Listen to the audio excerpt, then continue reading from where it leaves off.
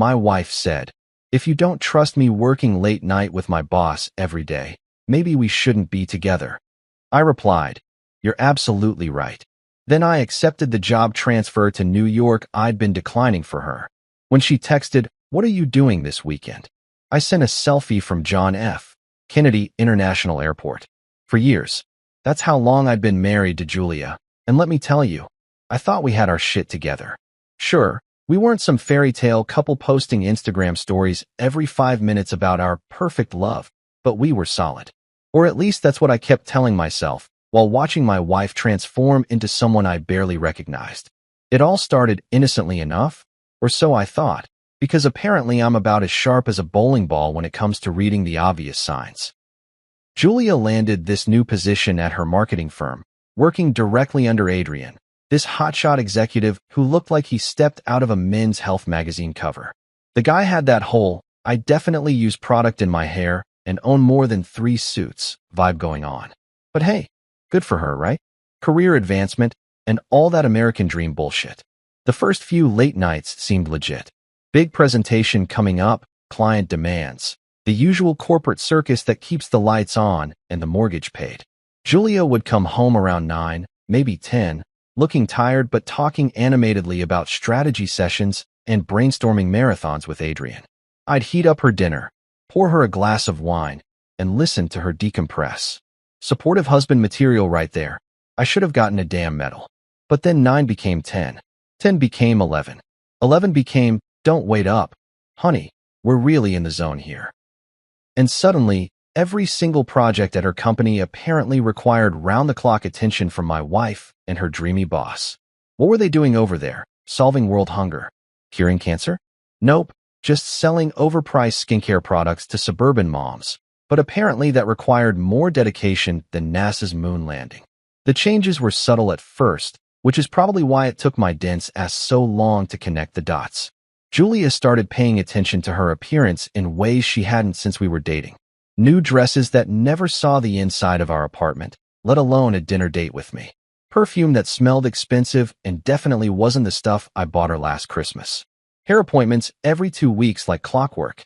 She looked amazing, don't get me wrong, but it stung like hell knowing none of that effort was for the guy sharing her bed. The worst part? Those late-night Uber rides home. I'd hear her phone buzz with notifications, see Adrian's name pop up with messages like, "Car's here," or "Thanks for staying late again." Real professional stuff, clearly. Nothing suspicious about your married employee's boss personally arranging her transportation at midnight, right? I mean, what kind of paranoid psycho would read anything into that? My friends started giving me those looks. You know the ones, part pity, part dude, seriously? Clara, Julia's coworker and supposedly one of her closest friends, would get this uncomfortable expression whenever I'd casually ask if the whole team was pulling these marathon hours. "Oh, well, you know how it is with big projects," she'd stammer, avoiding eye contact like I'd asked her to solve calculus. Real convincing, "Clara, your poker face needs work." Even my brother Daniel, who usually minded his own business and stuck to safe topics like sports and complaining about his ex-wife's alimony payments, felt compelled to stage an intervention. We were grabbing beers after work one Thursday, and he just laid it out there with all the subtlety of a freight train. "Marcus, you're blind if you don't see what's happening." "What's that supposed to mean?" I asked, though my stomach was already dropping like a stone. "Come on, man. Julie is working late every night with Prince Charming, coming home looking like she stepped off a runway, and you're sitting here acting like this is normal? Wake up." But I didn't want to wake up. I wanted to be the cool, trusting husband who didn't turn into some paranoid stalker, checking phone records and demanding receipts. I wanted to believe that my wife of 4 years wouldn't throw away everything we'd built for some office romance novel fantasy. I wanted to trust that the woman who promised to love and honor me meant those words. So I played the part. Smiled when she kissed me goodbye before another emergency strategy session. Nodded understandingly when she explained how Adrian really valued her input on the Johnson account.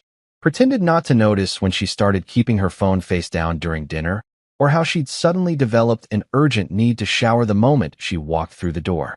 The excuses kept piling up like dirty laundry. Client emergencies that only she could handle.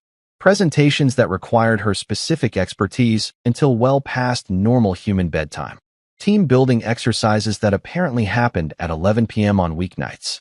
It was like watching someone construct an elaborate house of cards, each lie balanced precariously on the last, waiting for the inevitable collapse. Meanwhile, I'm the chump heating up leftovers alone, watching Netflix by myself, going to bed in an empty house, because my wife is apparently the only person in the tri-state area capable of handling whatever crisis Adrian's company was perpetually facing. The loneliness was eating me alive, but I kept telling myself this was temporary, just a busy season. Things would go back to normal once this project wrapped up. Except there was always another project, another deadline. Another reason why Adrian absolutely needed Julia's undivided attention at hours when most people were home with their families, walking their dogs, or doing literally anything that didn't involve cozying up with their boss in an empty office building. I should have trusted my gut, should have listened to Daniel, to Clara's awkward stammering, to every red flag waving in my face like a matador's cape. But love makes you stupid, and hope makes you stubborn. I kept believing because the alternative, accepting that my marriage was a joke and my wife was playing house with another man, was too painful to process. For years of marriage, and this is what it came down to. Me, alone in our apartment, wondering if the woman I'd promised my life to was ever coming home. While my wife was busy playing corporate Cinderella with Prince Adrian, I was getting my own fairy tale offer. Except this one actually involved real money and didn't require me to pretend I was blind. Harold Peterson, my boss for the past 3 years and a straight shooter who looked like he'd stepped out of a 1950s business manual, had been dangling this New York opportunity in front of me like a carrot on a stick. The first time he brought it up was during one of our quarterly reviews, right around the time Julia's late nights were becoming a regular Tuesday through Thursday affair.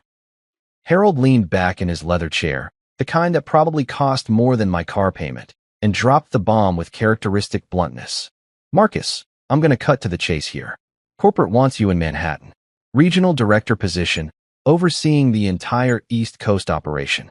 We're talking a 70% salary bump, company apartment overlooking Central Park, full relocation package, and enough responsibility to make your head spin in the best possible way. I nearly choked on my coffee. 70%? That wasn't just a raise. That was life-changing money. The kind of cash that could pay off our student loans, maybe even let us think about buying instead of renting. But before I could even process the numbers, my brain went straight to Julia mode. That's incredible, Harold, but my wife's got her career here. Her family's all local, and she's really building something with her current company. The words came out automatically, like some kind of programmed response. Good husband Marcus, always putting his wife's needs first, even when she was probably planning her next late-night strategy session with Mr. Perfect Hair. Harold gave me this look, part disappointment, part, are you kidding me right now? He'd been in corporate long enough to recognize when someone was making excuses, and he wasn't buying my supportive spouse routine. Marcus, let me be clear about something. Opportunities like this don't grow on trees. Hell, they don't even grow in greenhouses with perfect conditions and daily fertilizing. This is the kind of position people spend decades working toward, and they're offering it to you at 32. You sure you want to pass this up for someone else's comfort zone? But I did pass it up. Like an absolute champion of self-sabotage, I smiled, shook his hand, and told him I was flattered but couldn't make that kind of move right now. Harold looked like I'd just told him I preferred root canals to promotions, but he nodded and said he'd keep the position open for a few weeks, just in case I came to my senses. That night, I went home to an empty apartment. Shocking, I know, and tried to imagine telling Julia about the offer. In my fantasy version, she'd be excited, maybe even proud that her husband was being headhunted for such a prestigious role. We'd spend the evening talking about our future, about the adventures we could have in the city, about how this could be the fresh start we didn't even know we needed. Reality, of course, had other plans. Julia strolled in at 11:47 p.m. looking like she'd been styled by a team of professionals, smelling like expensive perfume and somebody else's cologne. When I mentioned the New York opportunity, carefully, like I was defusing a bomb, she barely looked up from her phone. That's nice, honey, but you know I can't just abandon everything I've built here.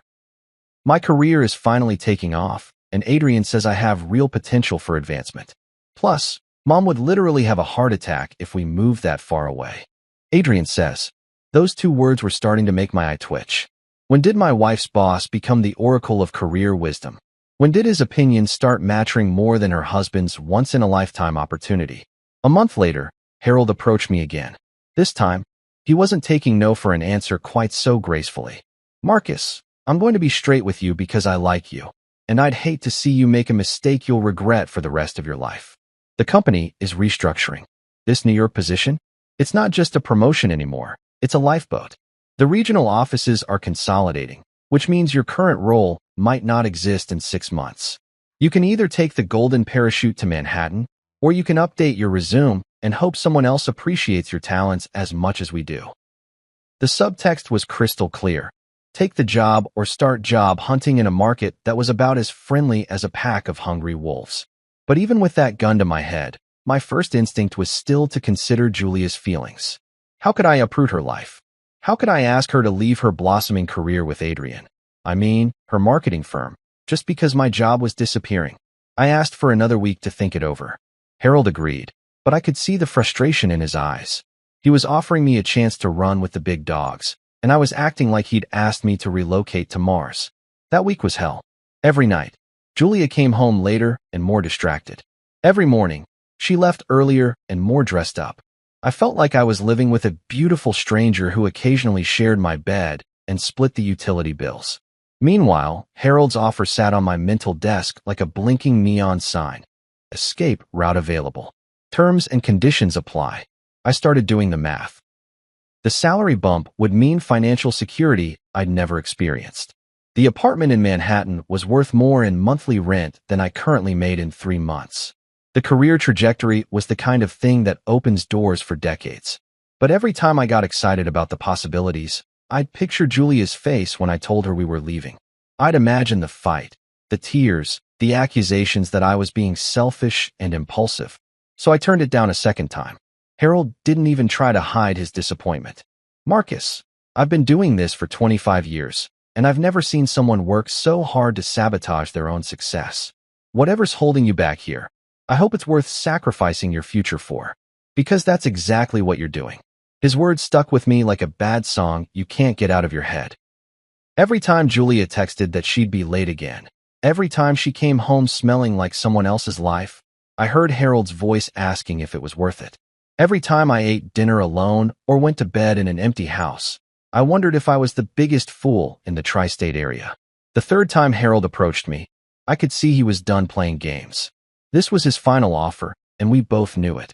The question was whether I'd finally choose myself or keep waiting for approval that was never going to come. Friday evening, the end of another week of watching my marriage dissolve in real time while I sat on the sidelines like some kind of emotional bench warmer. Julia was in our bedroom, preparing for what had become her weekly ritual, getting dolled up for another urgent project with Adrian. The sound of her hairdryer mixed with the notification pings from her phone created this perfect soundtrack of betrayal that I'd become way too familiar with. I was sitting on the couch, staring at my laptop screen where Harold's latest email sat open like a digital ultimatum. Final offer expires Monday morning. Need your decision by then. 3 months of turning down the opportunity of a lifetime because I was trying to be the supportive husband to a woman who couldn't even be bothered to lie convincingly anymore. The hair dryer shut off, and I could hear Julia moving around the bedroom with that focused energy she used to reserve for special occasions with me. Date nights, anniversaries, my birthday. Back when those things mattered to her more than whatever the hell she was doing with Prince Adrian every night after normal humans went home to their families. She emerged from the bedroom looking like she'd stepped off a magazine cover. Black dress that hugged her curves in all the right places. A dress I'd never seen before, naturally. Hairstyled in those loose waves that took her an hour to perfect. Makeup that could have been done by a professional. And that perfume, the expensive stuff that definitely wasn't in our bathroom cabinet. You look nice, I said, testing the waters. Hot date with Adrian again. She didn't even flinch. Just checked her reflection in the hallway mirror and adjusted her earrings like I'd asked about the weather. It's not a date, Marcus. It's work. Some of us take our careers seriously. That little dig hit exactly where she intended it to. Some of us take our careers seriously. like I was some slacker who'd been coasting through life while she climbed the corporate ladder one late-night meeting at a time. Actually, speaking of careers, I said, closing my laptop and standing up, I was thinking maybe we could grab dinner tonight. There's that new Italian place on 5th Street you mentioned wanting to try. We could talk about some changes coming up at my job. Julia's phone buzzed. Adrian's name lit up the screen with a text that probably said something earth-shattering like "Cars outside" or "Ready when you are." She glanced at it, then at me, and I watched her face cycle through emotions like she was running diagnostics. Marcus, Adrian needs me tonight. This Johnson account presentation is Monday, and if we don't nail this, it could cost the company the contract. I can't just abandon my responsibilities because you suddenly want to play house. Play house. That's what she called me, wanting to have dinner with my own wife. My marriage had officially become a game of house, and apparently, I was the only one still playing. Julia, you've been working late every single night for 3 months. Weekends too. When exactly are we supposed to spend time together? When am I supposed to matter in this marriage? She rolled her eyes. Actually rolled her eyes, like I was being some kind of needy child asking for attention during grown-up time. Marcus, this is what success looks like. If you don't trust me to work late with my boss, if you can't handle me having a demanding career, then maybe we shouldn't be together. There it was. The nuclear option, delivered with all the casualness of someone ordering coffee. Maybe we shouldn't be together. She said it like it was my fault, like my inability to trust her midnight office marathons with Mr. Perfect Hair was the problem in our relationship.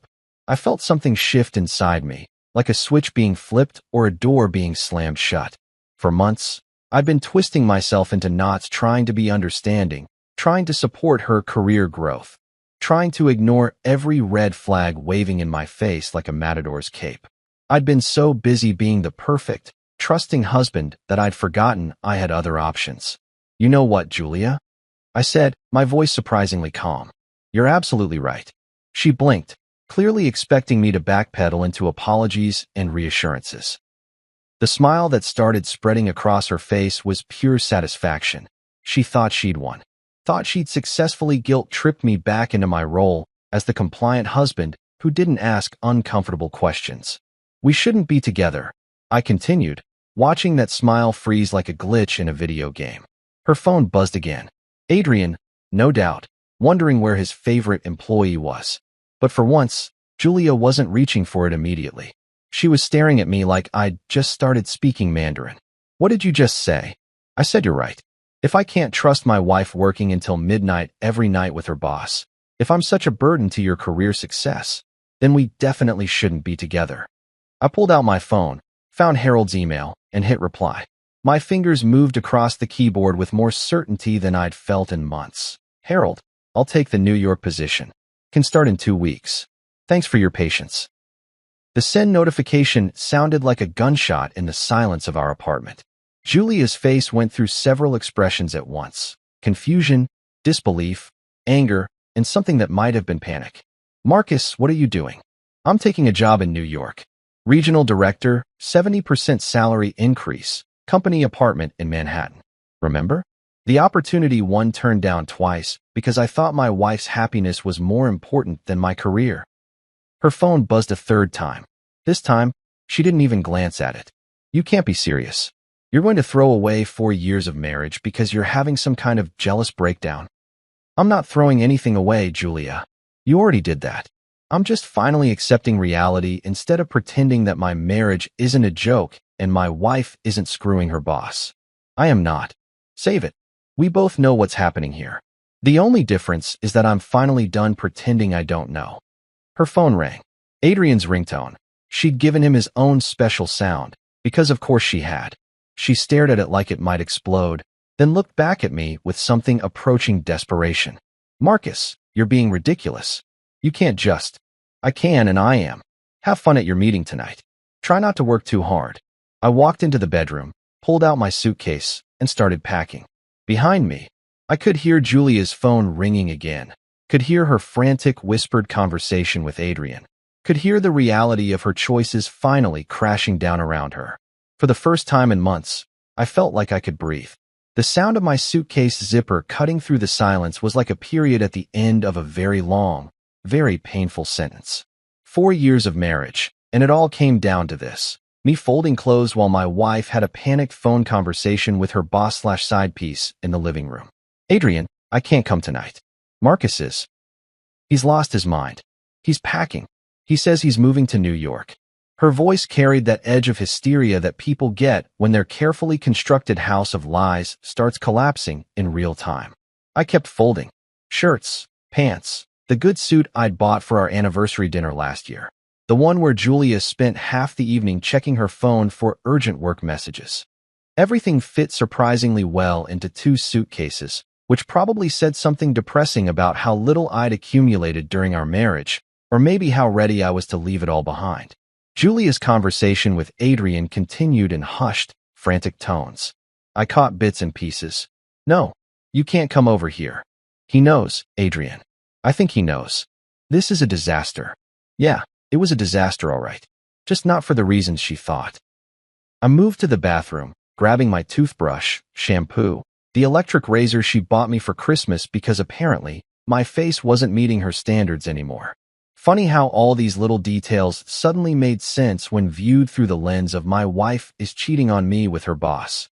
By the time I emerged from the bathroom, Julia had hung up and was standing in the bedroom doorway looking like someone had just told her Santa Claus was a lie and the Easter Bunny had gambling debts. Marcus, stop. Just stop for a minute and think about what you're doing. I am thinking. For the first time in months, actually. Turns out my brain works a lot better when I'm not trying to convince myself that my marriage isn't a complete sham. She stepped into the room, her perfect hair slightly mussed from running her hands through it, her makeup starting to smudge around the edges. The transformation from magazine cover gorgeous to desperate housewife was almost impressive in its speed. You can't just throw away 4 years like this. Over what? Some paranoid delusion that I'm cheating on you. Paranoid delusion? I laughed, and it came out harsher than I intended. Julia, you've been working until midnight every single night for 3 months. You dress like you're going to Fashion Week just to sit in conference rooms. You smell like men's cologne when you come home, and your boss personally arranges your late-night transportation. If this is a delusion, it's the most logical one in history. Adrian is my mentor. He's helping me advance my career. God, Marcus, why can't you just trust me? Trust. She wanted me to trust her while she was doing everything short of sending me a PowerPoint presentation titled, How I'm Cheating on My Husband for Dummies. Because trust goes both ways, Julia, and you haven't given me a single reason to trust you in months. Hell, you haven't even tried to be subtle about it. I zipped up the second suitcase and set it next to the first one. 2 bags. 4 years of marriage reduced to 2 pieces of luggage and a growing sense of relief that scared me with its intensity. Where are you even going to stay tonight? Hotel. Harold's arranging temporary housing until the company apartment is ready. Harold knew about this? Harold's been trying to save my career while you've been destroying my marriage. Yeah, he knew. Julia's phone buzzed again. Adrian, no doubt, wondering if the coast was clear for their regularly scheduled programming. She glanced at it, then back at me, and I watched the exact moment she realized she had to choose between dealing with her imploding marriage and keeping her boss happy. She chose her boss. Of course she did. I have to. Adrian's waiting, and this presentation really is important. Sure it is. Don't let me keep you from your very important work. She grabbed her purse, checked her reflection in the mirror one more time, and headed for the door. But she stopped at the threshold, turning back with what I assumed was supposed to be her final guilt trip. Marcus, I'll cut back on the late nights if it bothers you so much. We can work this out. You don't have to run away to New York. Run away. Like I was some scared kid fleeing the scene instead of a grown man making a strategic career move while escaping a toxic marriage. Julia, the only thing that bothers me is that you think I'm stupid enough to believe your lies. Have fun with Adrian tonight. Try to keep it professional. She left, actually walked out the door to go spend the evening with her boss while her husband packed up his life and prepared to move across the country. The symbolism was so perfect it almost hurt. I called a locksmith. 24-hour service, because apparently there's a market for people who need to change their locks on a Friday night. Guy showed up an hour later, took one look at my suitcases and the general vibe of domestic apocalypse, and got to work without asking questions. Probably wasn't his first marriage-ending lock change. While he worked, I packed up Julia's stuff. not out of spite. Well, not entirely out of spite, but because the lease was in my name, and I wasn't interested in being her storage facility while she figured out her next move. Her clothes, her books, her collection of overpriced skincare products that apparently weren't working their magic on her conscience. Everything fit into boxes surprisingly easily. For years of shared life, and her stuff barely filled 6 cardboard containers. Made me wonder if she'd been mentally checked out of this marriage longer than I realized. My phone started buzzing around 11 p.m. Text after text from Julia, each one more desperate than the last. Marcus, this is insane. You can't just change the locks. I'm your wife. You can't kick me out of my own home. You're having a breakdown. You need help. I'll quit my job if that's what you want. Adrian means nothing to me. It's just work. Please don't throw away our marriage over a misunderstanding. You're scaring me. This isn't like you. That last one made me laugh. This isn't like you. She was right. The old Marcus would have been a doormat, would have apologized for being suspicious, would have convinced himself that midnight strategy sessions with dreamy bosses were totally normal in the modern workplace. But the old Marcus was an idiot who nearly flushed his career down the toilet for a woman who couldn't even be bothered to lie convincingly about her affair. The new Marcus was done being an idiot. Saturday morning hit me like a freight train made of regret and Red Bull. I'd spent the night at a Holiday Inn that smelled like industrial carpet cleaner and broken dreams, surrounded by my hastily packed belongings and a growing pile of increasingly unhinged text messages from Julia. By 3 a.m., she'd progressed from denial to bargaining to what I could only describe as creative fiction about her relationship with Adrian. I was sitting in the hotel's lobby, nursing what had to be the world's most depressing continental breakfast coffee, when my phone rang. Noah's name popped up on the screen, and I almost didn't answer. Noah was one of those friends who somehow always knew when your life was imploding. Usually because he had connections everywhere and a talent for being in the right place at the right time to witness maximum drama. Marcus, dude, please tell me you're sitting down for this. I'm eating stale bagels in a hotel lobby at 8 in the morning. Trust me, I'm prepared for bad news. Okay, so you know my cousin Jake works at Julia's firm, right? He's in accounting, keeps to himself, but he goes to the same gym as some of the marketing guys. I felt my stomach drop somewhere around my shoes. Noah, if you're about to tell me something I don't want to hear, you need to hear this, man. Jake was at the gym yesterday, doing his usual treadmill thing, when he overhears Adrian bragging to some other douchebag about his late-night partner. And get this, he's not even trying to be subtle about it. He's talking about hotel receipts, talking about how gullible some husbands are, talking about. Stop. I set down my coffee cup before I threw it across the lobby. Just stop for a second. But Noah was on a roll, and apparently, he'd been saving this information like ammunition for exactly this moment. Marcus, there's more. Jake started paying attention after that, and these guys have been talking about you. About you specifically. Adrian's been calling you the clueless husband in group chats. There are screenshots, man. Screenshots of him mocking you for being too trusting. The hotel lobby started spinning slightly. All those nights I'd convinced myself I was being paranoid, that I was the problem, that I needed to trust my wife more. Turns out I was the punchline of some corporate asshole's joke. The faithful husband who heated up dinner while his wife was getting her back blown out by her boss. Send them to me.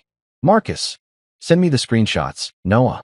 10 minutes later, my phone lit up with a series of images that felt like getting punched in the soul. Group chat messages between Adrian and what looked like half the marketing department, complete with laughing crying emojis and commentary that made my skin crawl. Another late night with the married one faced with tears of joy. Does her husband actually believe the overtime story? Guy's either the most trusting man alive or the dumbest. Either way, works for me, man shrugging. Hotel receipts are tax deductible if it's for client meetings, right? Winking face. Poor bastard probably thinks she's employee of the month material. There were dozens of messages spanning weeks. Detailed jokes about my marriage, speculation about how long it would take me to figure it out, even a betting pool on whether I'd ever grow a spine and leave her. Adrian had turned my personal life into office entertainment, and apparently, everyone was having a blast watching the show.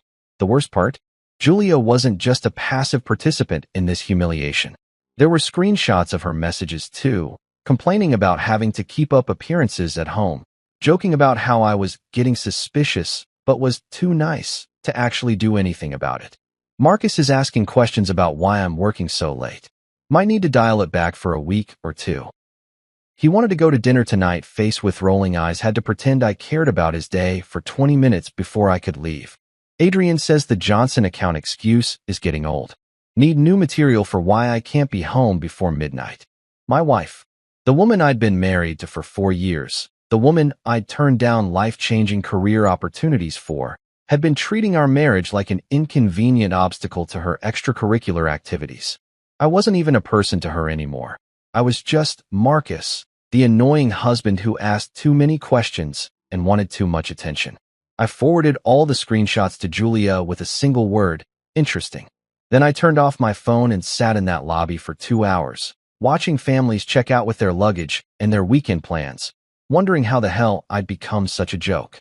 4 years of marriage, and I'd been living in a sitcom where I was the bumbling husband who didn't know his wife was screwing around.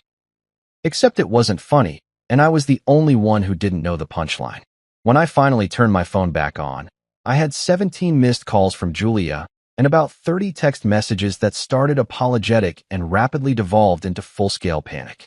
Where did you get those messages? You're taking them out of context. Adrian was just joking around. You know how guys talk. Those messages don't mean anything. You can't trust Jake. He's always been jealous of Adrian. This is invasion of privacy. You had no right to get those screenshots. I never said anything bad about you. Those messages are fake. Marcus, call me back. I'm coming to the hotel. Which hotel are you at? You can't just ignore me. I'm your wife. Adrian is nothing to me. It was just a mistake. Please don't leave me over some stupid office gossip. I love you. Doesn't that mean anything? Fine. Ignore me. But you're destroying our marriage over lies. I can't believe you're choosing strangers over your own wife. You're having a mental breakdown and you need help. This is emotional abuse. You're punishing me for having a career. The progression from panic to anger to desperation to blame was almost impressive. She'd managed to hit every stage of getting caught in a lie, complete with gaslighting and victim blaming. Classic cheater's playbook, executed with the precision of someone who'd probably been practicing these responses in case this day ever came. I deleted all the messages without responding. Let her panic. Let her wonder. Let her experience even a fraction of the uncertainty and confusion she'd been putting me through for months. My phone rang again.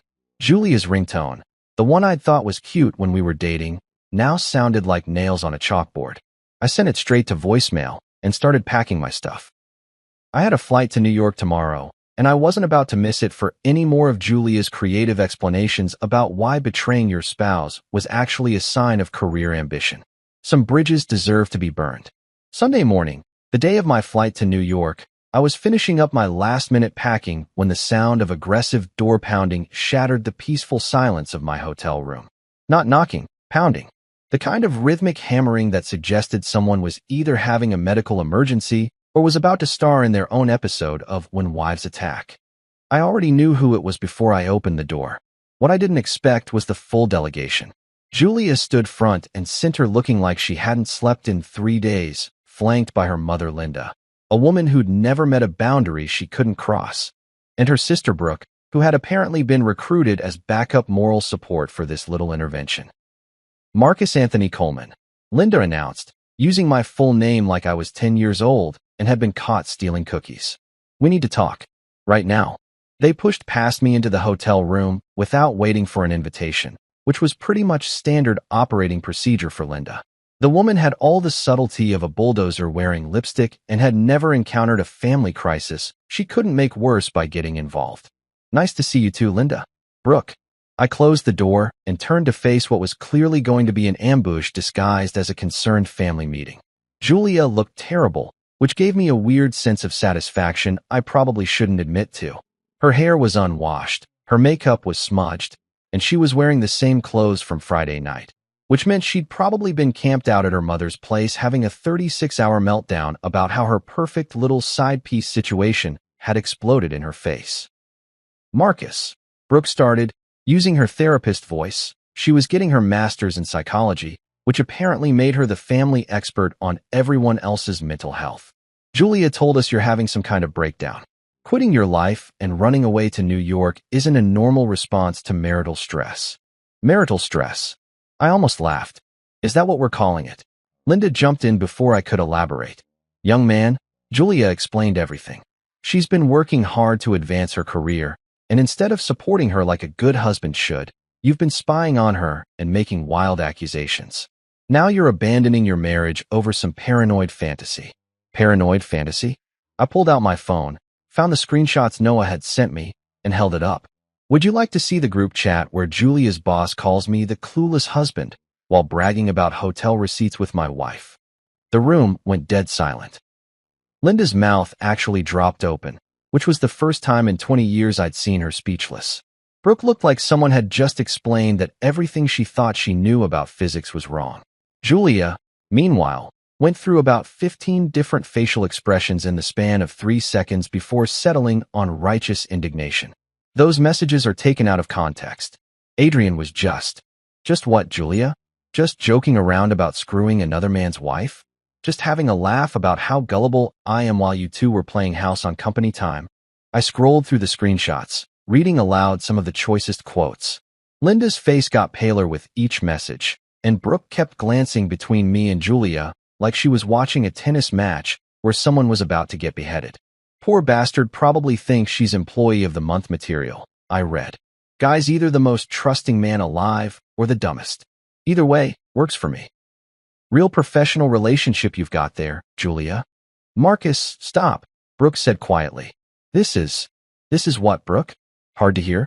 Uncomfortable? Yeah. Imagine how I felt living it while everyone I knew was giving me pity looks and trying to figure out how to tell me my marriage was a joke. Linda had finally found her voice again. Julia Marie, what in the hell is this? She was using her daughter's full name now, which meant someone was about to get the lecture of their life. Julia's defense strategy was predictable: deflect, minimize, blame everyone else. Mom, those messages don't mean what Marcus thinks they mean. Adrian has a twisted sense of humor, and the guys at work are immature. I never did anything wrong. Never did anything wrong. I pulled up another screenshot. Here's one where you complain about having to keep up appearances at home. Here's another where you joke about me being too nice to actually leave you. What exactly do you call that, Julia? I was venting. Everyone vents about their marriage sometimes. To their boss? The same boss you've been spending every evening with for 3 months? The same boss who's apparently been collecting hotel receipts for your client meetings? Brooke was shaking her head like she couldn't process what she was hearing. Julia, please tell me you didn't actually. I didn't do anything. Julia exploded. God, you're all acting like I committed murder. So what if Adrian and I got close? So what if we spent time together outside of work? That doesn't mean anything happened. Nothing happened. I scrolled to another screenshot. Here's Adrian talking about how the married one gives the best presentations after midnight. Here's him making jokes about soundproofing hotel rooms. What kind of client meetings require soundproofing, Julia? The silence that followed was deafening. Linda looked like someone had told her that her retirement fund had been invested in Monopoly money. Brooke was staring at her sister with the expression of someone who'd just discovered their childhood hero was actually a serial killer. Julia tried one last desperate play. This is emotional abuse. You're ganging up on me, humiliating me with private messages that were stolen from my workplace. I could probably sue Jake for this. Sue Jake. I laughed, and it came out bitter as black coffee. Julia, the only person who humiliated you is you. These aren't private love letters that got hacked. These are your boss and coworkers making fun of your marriage in a group chat. You turned our relationship into office entertainment. Linda finally spoke, her voice smaller than I'd ever heard it. Julia, honey, is this true? Have you been with this man? Mom, it's complicated. You don't understand the pressure I'm under at work, the expectations. It's a yes or no question, I interrupted. Did you or didn't you sleep with Adrian? Julia's face crumpled. Not in a sad way, in a defeated way. The way people look when they realize their elaborate house of cards has finally collapsed, and there's no point in pretending the pile of cardboard was ever a real building. It wasn't supposed to happen like this, she whispered. And there it was. Not an admission, exactly, but close enough. Linda sat down heavily on the hotel room's single chair. Brooke covered her face with her hands, and Julia started crying. Real tears this time. not the manipulative ones she'd been using for 3 days. I have a flight to catch, I said, zipping up my carry-on bag. My new life starts in about 4 hours, and I'm not missing it for any more of this drama. I handed Brooke the screenshots. Here, show these to whoever needs to see them. I'm done being the bad guy in my own marriage. As I walked toward the door, Linda called out one last time. Marcus, what do you want us to tell people? Tell them the truth, Linda. For once in this whole mess, just tell the truth. Landing at JFK felt like stepping through a portal into a parallel universe where I wasn't the punchline of my own life story. The moment I walked off that plane, breathing in air that didn't smell like broken dreams and other people's cologne, I knew I'd made the right choice. Hell, I should have made this choice months ago, but better late than never, right? The company car was waiting, an actual black sedan with my name on a placard, like I was some kind of executive instead of a guy who'd spent the last 72 hours discovering that his marriage was basically a reality TV show where everyone knew the plot twist except him. The driver, a cheerful Puerto Rican guy named Miguel, spent the ride into Manhattan giving me the unofficial tour. First time in the city? First time living here. I visited, but this is different. Yeah, man, it's always different when you're staying. You running towards something or away from something? I laughed, surprised by his directness. Little bit of both, I guess. Best kind of move. Fresh starts are good for the soul, you know? Miguel was right. As we crawled through the Lincoln Tunnel and emerged into the chaos of Midtown, I felt something I hadn't experienced in months. Excitement about my future. Not anxiety, not dread, not that sinking feeling of watching my life spiral down the drain while I stood there with a plunger. Actual honest-to-God excitement. The apartment was on the Upper West Side, 15 floors up with a view of Central Park that made my old place look like a closet with delusions of grandeur. Floor-to-ceiling windows, modern kitchen, enough space to actually think without bumping into reminders of my failed marriage. It was furnished with that corporate housing aesthetic, clean, professional, and completely devoid of personality, which was exactly what I needed. I stood at those windows for 20 minutes, watching joggers and dog walkers navigate the park paths below, and realized this was the first time in months I'd looked at something without wondering what Julia was doing, where she was, or who she was with. The constant background anxiety that had become my normal had just evaporated. My phone buzzed with yet another text from Julia. She was up to about 50 unread messages at this point, but I didn't even glance at it. Whatever crisis she was manufacturing back home was no longer my problem to solve. Monday morning came with a wake-up call I'd almost forgotten existed. Genuine enthusiasm for work. I'd been going through the motions at my old job for so long that I'd forgotten what it felt like to actually give a damn about what I was doing. Harold had set up meetings with the entire regional team, and walking into that conference room felt like stepping into the major leagues. The team was sharp, motivated, and refreshingly drama-free. No one was sleeping with anyone else's spouse. No one was using group chats to mock their colleagues' personal lives, and everybody seemed to understand that working late meant actually working, not using the office as a cover story for extracurricular activities. Sarah, the marketing director, gave me the rundown on our biggest accounts. Mike from operations explained the logistics challenges we were facing. Jennifer from finance walked me through the budget projections that made my old salary look like pocket change. These were professionals who treated their careers like careers, not like elaborate schemes to justify infidelity. So what brought you to New York? Sarah asked during lunch. We were at some trendy place near the office where the sandwiches cost more than I used to spend on groceries. But the company was picking up the tab, so I was living large. Better opportunity, I said, which was true without being the whole truth. Sometimes you need a change of scenery to remember who you are. I get that. I moved here from Chicago 5 years ago. Best decision I ever made. There's something about this city that forces you to level up, you know? She was right. In the weeks since I'd arrived, I'd already started changing. Walking faster, thinking bigger, carrying myself like someone who belonged in rooms where important decisions got made. The version of Marcus who'd spent months heating up dinner alone while his wife screwed her boss felt like a character from someone else's life. Meanwhile, back in my old hometown, the fallout was apparently reaching nuclear levels. I'd been getting updates from Noah, who seemed to be enjoying the drama more than anyone should. Dude, Julia's life is imploding in real time, he told me during one of our check-in calls. She tried to go back to work Monday, but word about the screenshots had spread through the office like wildfire. Apparently, Adrian's wife found out too. Someone sent her copies of everything. His wife. Oh yeah, forgot to mention that. Adrian's married with 2 kids. His wife is some kind of lawyer, and from what I hear, she's not taking this development well. There are rumors about divorce papers and asset freezing and all kinds of legal nastiness. The irony was beautiful. Adrian, the smooth-talking boss who'd been using my marriage as entertainment, was about to discover what happens when your own spouse finds out you're a cheating piece of garbage. Julia, who'd thought she was trading up from her boring husband to some kind of corporate prince, had actually hitched her wagon to a married father who was about to lose everything in what sounded like a very expensive divorce. What about Julia? She's been staying with her mom, but Linda's apparently not thriving with the arrangement. Brooke told my cousin that there have been some epic screaming matches about responsibility and consequences and how Julia brought shame on the family. Very old-school Catholic guilt trip stuff. I should have felt bad for her. For years of marriage should have bought her some sympathy from me, even after everything. But all I felt was a distant sort of relief, like watching a car accident in your rearview mirror and realizing you'd gotten out of the way just in time. The city was working its magic on me. I was sleeping better, eating better, exercising regularly for the first time in years.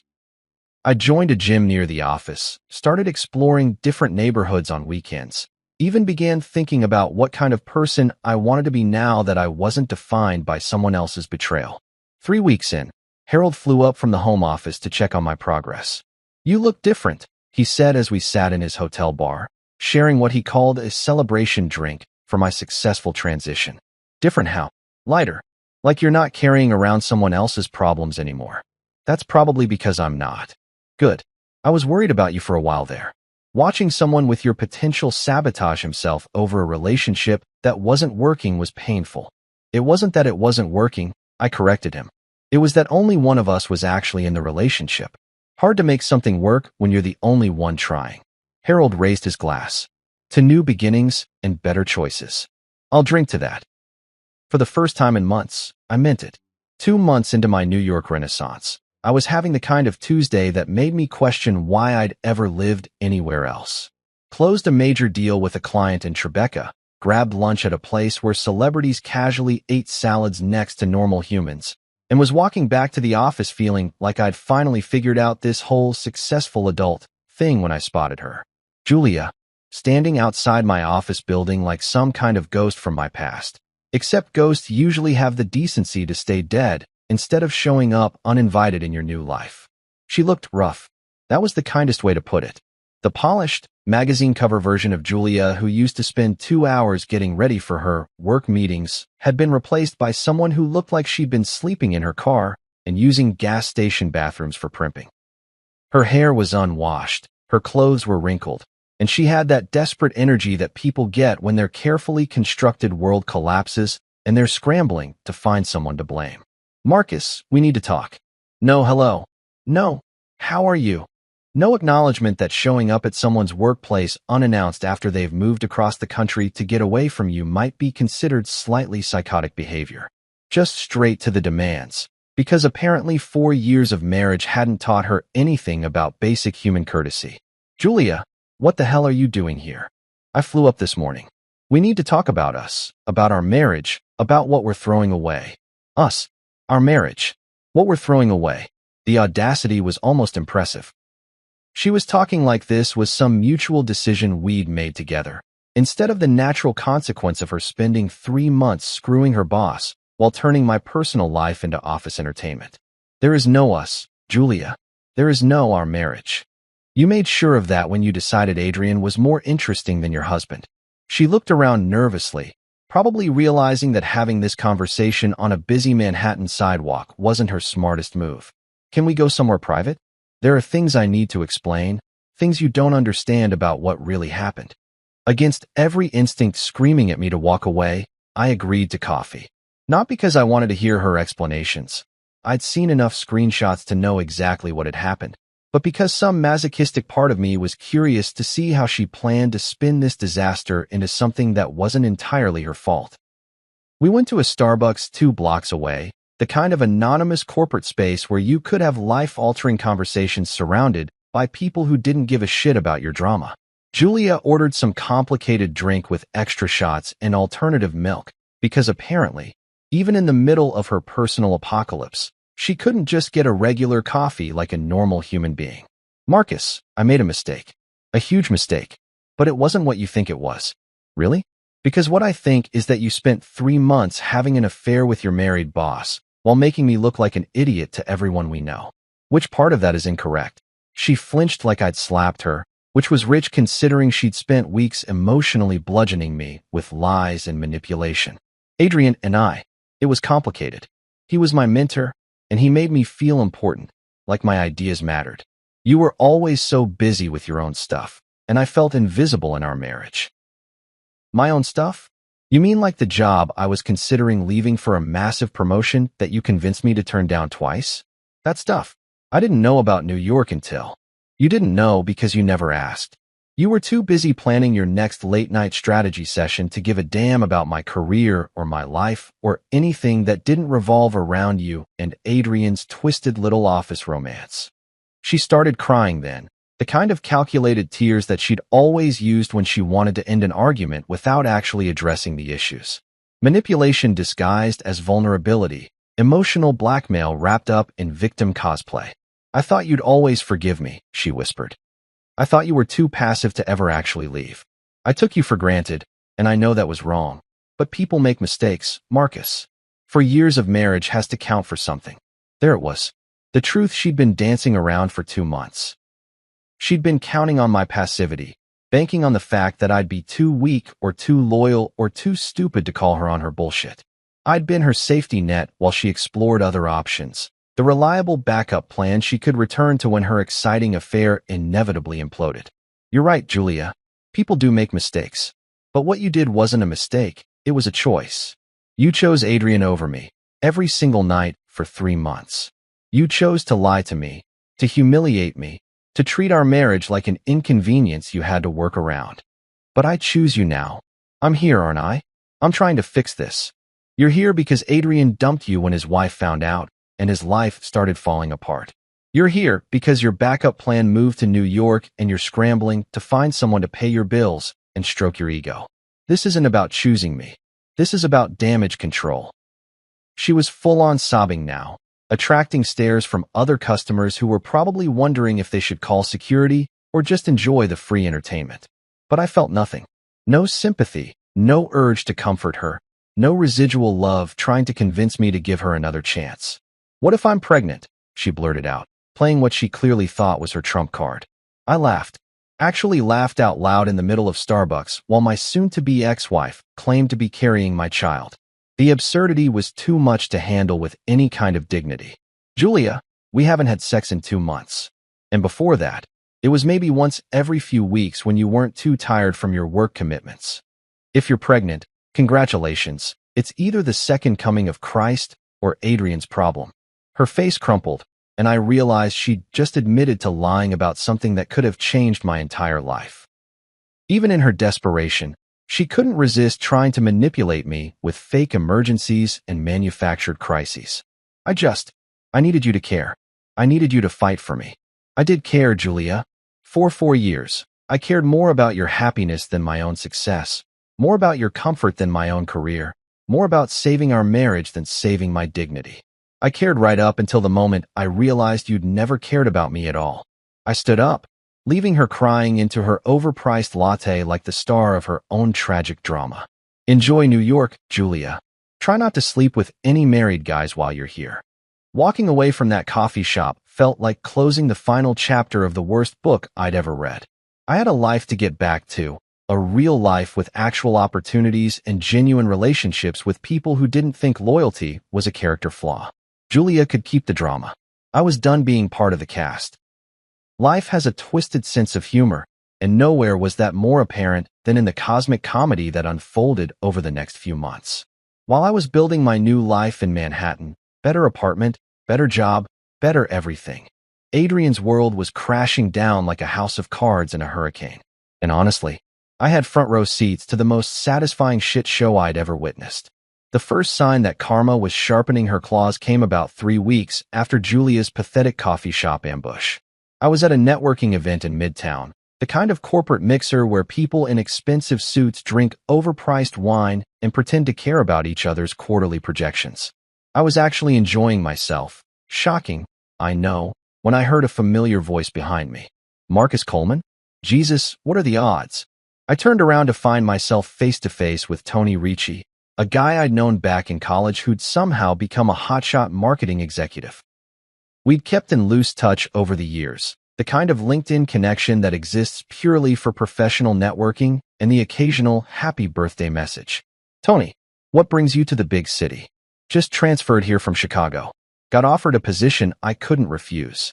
He grinned and took a sip of his wine. Actually, funny story, I'm working for the same company your ex-wife does. Well, it's a small world, right? My blood went cold. Oh man, you don't know? Julia got canned about 2 weeks ago. Whole thing was a disaster. Apparently, she was having an affair with some executive, and when his wife found out, she went nuclear. Hired a private investigator, got evidence of company resources being used for personal activities. Hotel rooms charged to corporate accounts, that kind of thing. The wine in my glass suddenly tasted like victory with hints of cosmic justice. The guy, Adrian something, got transferred here to New York, but his reputation followed him like a bad smell. Word travels fast in this industry, and apparently, everyone knows he's the boss who sleeps with his employees. Not exactly the kind of guy you want leading your team, you know? I nearly choked on my drink. Adrian's here? In New York? Yeah, started about a month ago.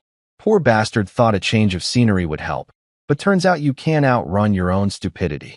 His wife cleaned him out in the divorce, took the house, the kids, half his 401k, and enough alimony to fund a small country. Guy went from corner office to studio apartment real quick. The universe was apparently running a special on poetic justice, and Adrian was getting the full package deal. Over the next few weeks, I started hearing Adrian's name pop up in the most delightful contexts.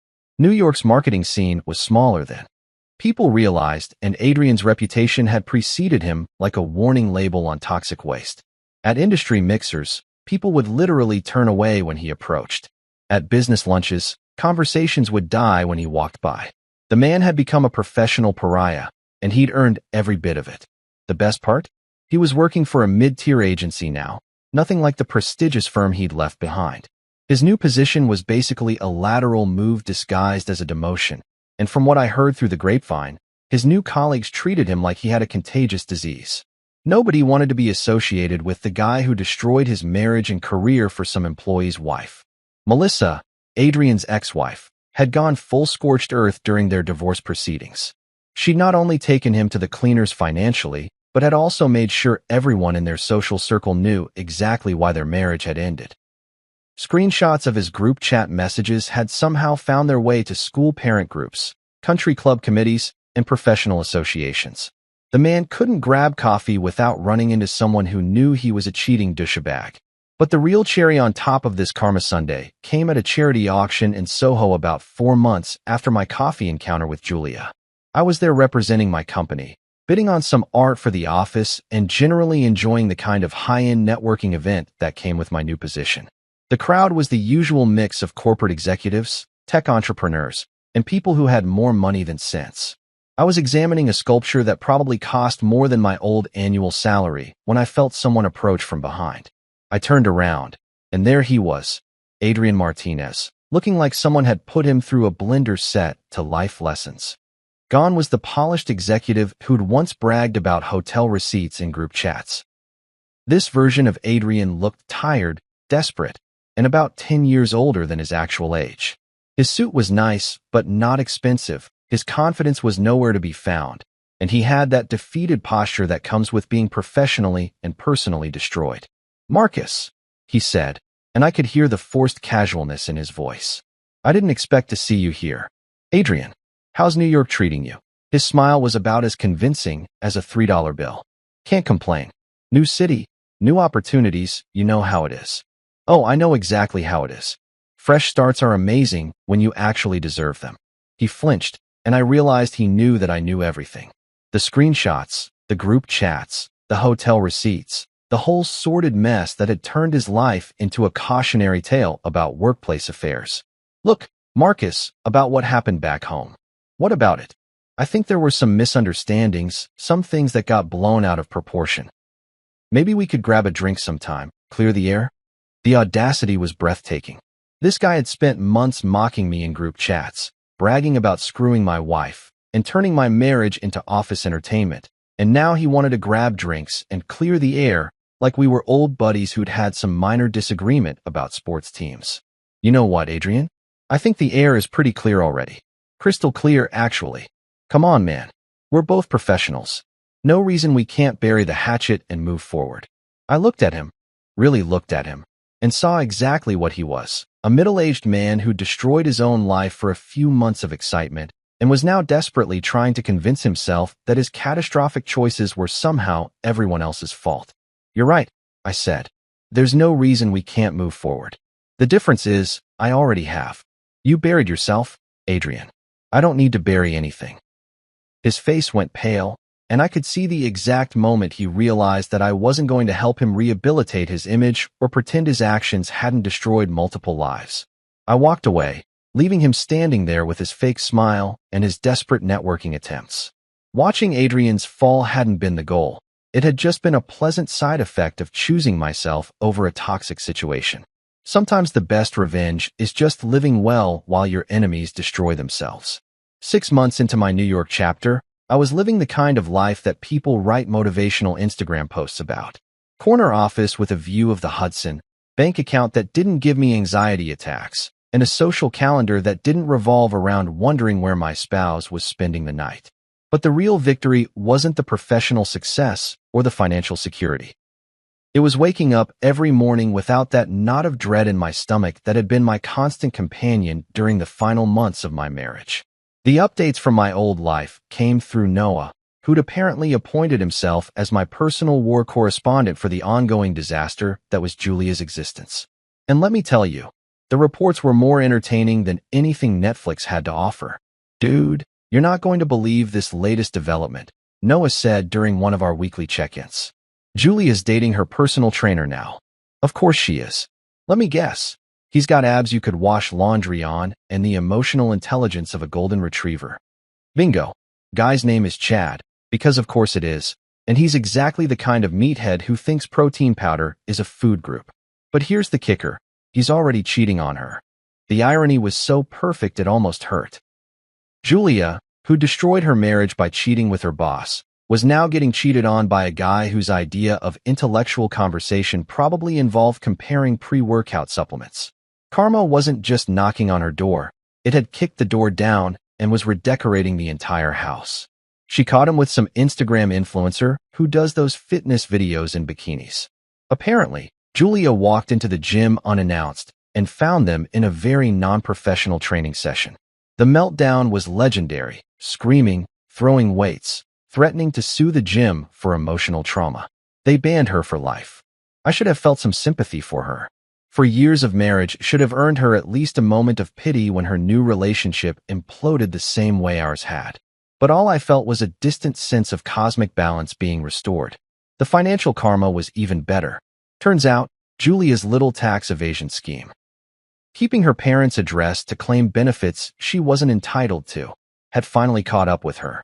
The IRS doesn't have a sense of humor about fraud, even the small-scale variety, and they'd hit her with penalties and back taxes that wiped out what little savings she'd managed to accumulate.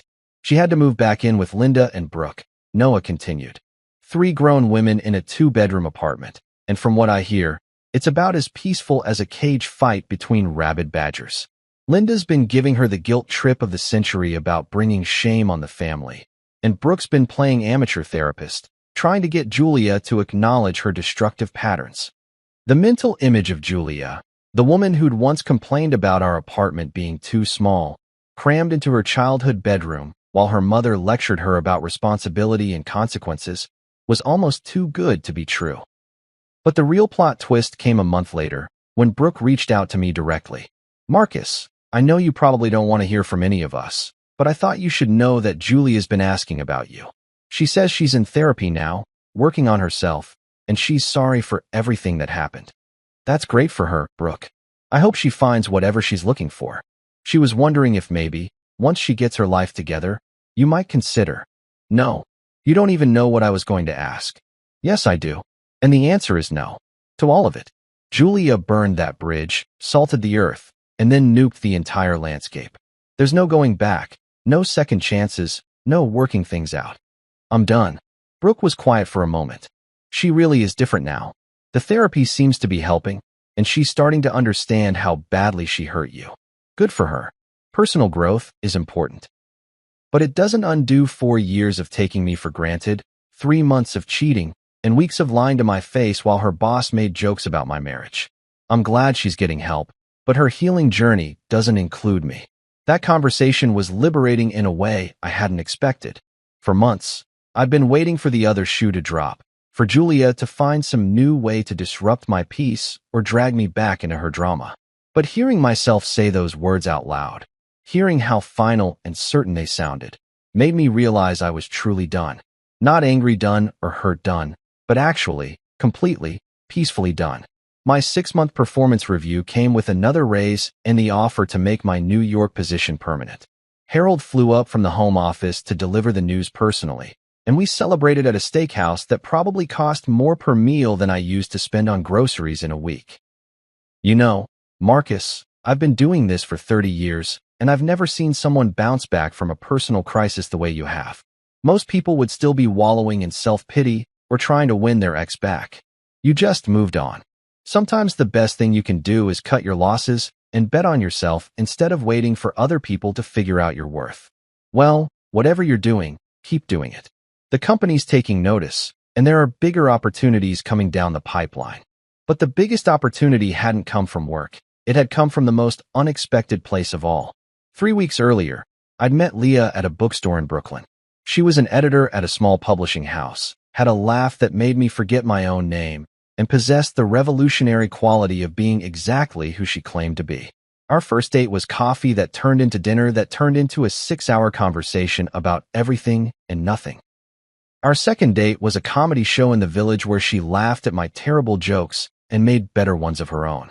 By the third date, I realized I'd forgotten what it felt like to be with someone who actually wanted to be there. Leah didn't work late with mysterious bosses. She didn't have secret group chats where she mocked my existence. She didn't treat our relationship like an inconvenience to be managed around her real priorities. She was just present, honest, real.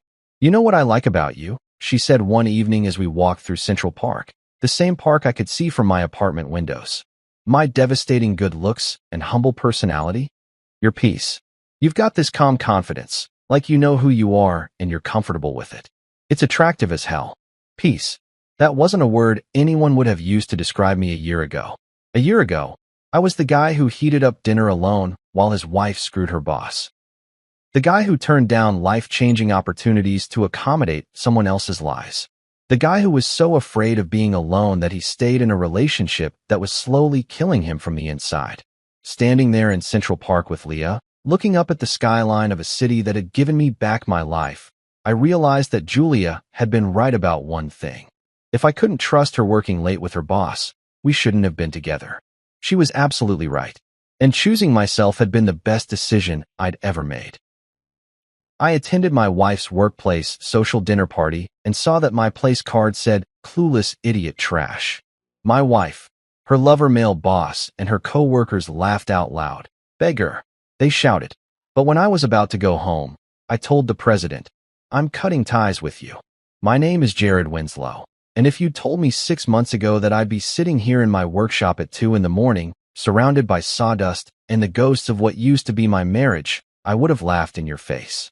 But here I am, running my fingers along the grain of this mahogany table I'm building, trying to make sense of how everything went so damn wrong so fast.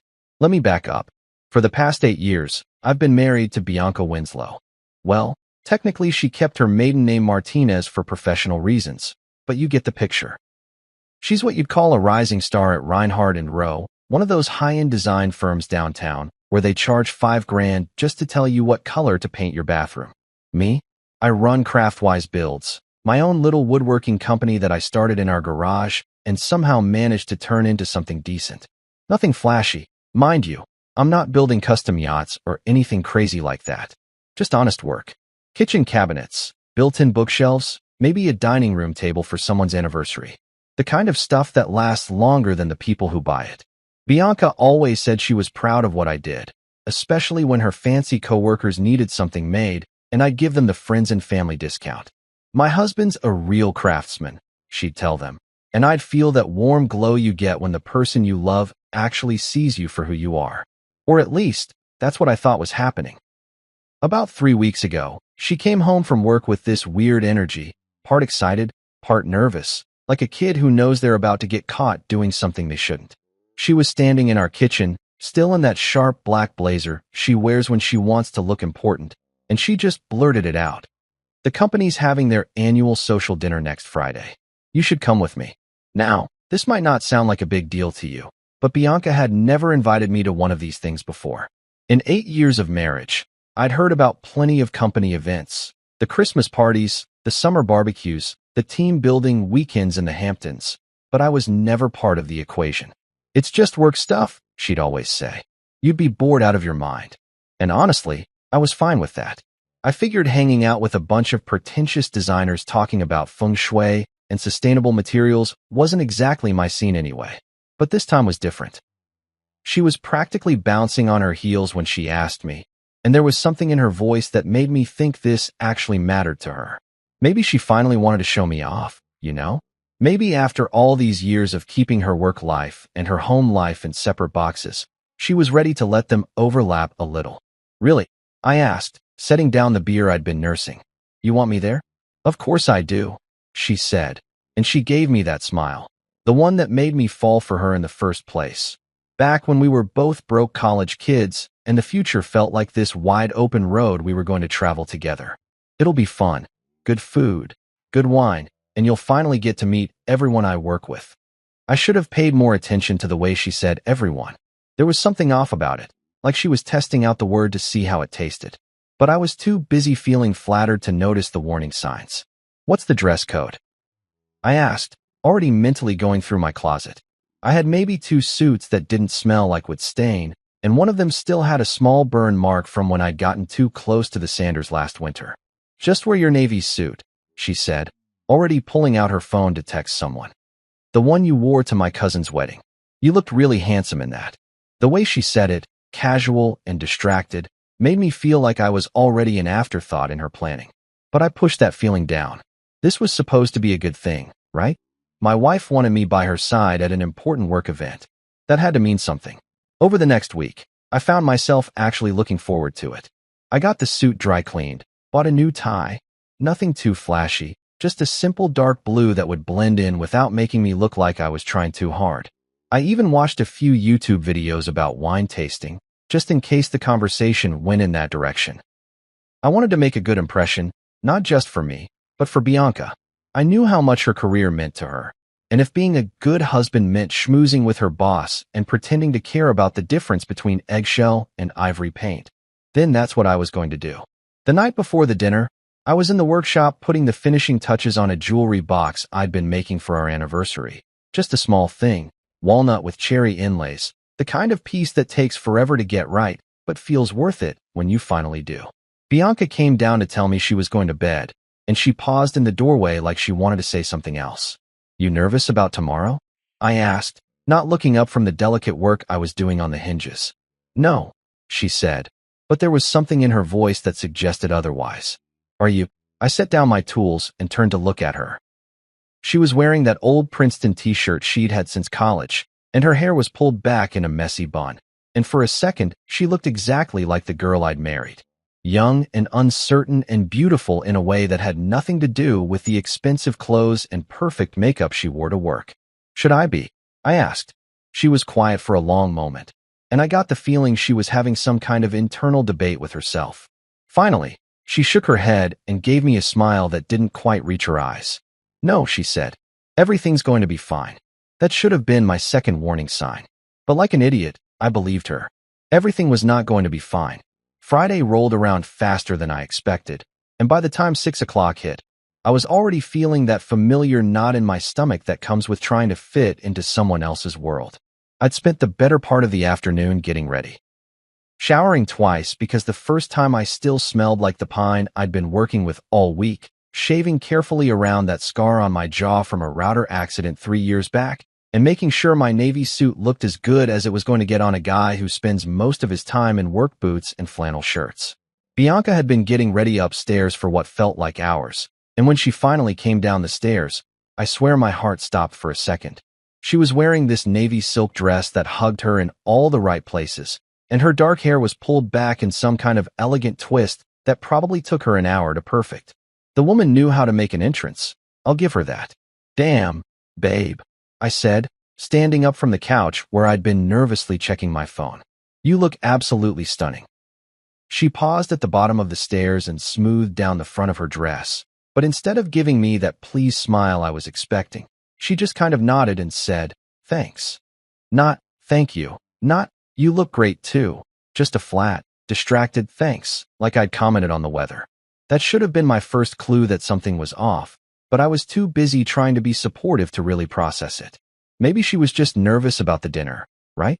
Big work events can be stressful, especially when you're trying to climb the corporate ladder at a place like Reinhardt and Rowe. Ready to go? I asked, grabbing my keys from the bowl by the front door. I guess, she said, which wasn't exactly the enthusiastic response I was hoping for. The drive to the venue took about 20 minutes, and I spent most of it trying to make conversation while Bianca stared out the passenger window like she was watching a movie I couldn't see. I tried talking about work first. Told her about this new project I'd landed building custom cabinets for a young couple who'd just bought their first house. Usually, she liked hearing about my clients, especially the ones who were just starting out and reminded us of ourselves when we were younger and broker. That's nice, she said, but I could tell she wasn't really listening. So I switched gears and asked about her work instead. How's that hotel lobby project coming along? The one downtown with all the crazy lighting requirements. Fine, she said. It's fine. I tried one more time, bringing up something completely different.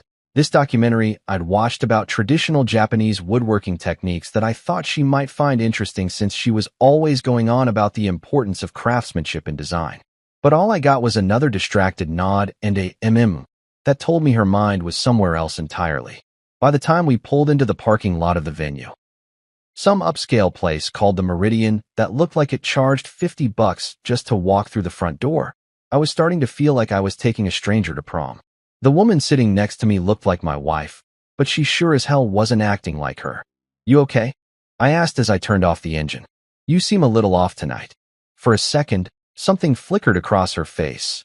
Guilt, maybe, or fear, but it was gone so fast I might have imagined it. I'm fine, she said, already reaching for the door handle. Just want to make a good impression, you know? I didn't know, actually, because in all the years I'd known Bianca, she'd never been the type to get nervous about social situations. She was the one who could walk into a room full of strangers and have half of them eating out of her hand within 10 minutes. Confidence was kind of her thing. But before I could ask any more questions, she was already out of the car and smoothing down her dress again, putting on what I now realize was her game face.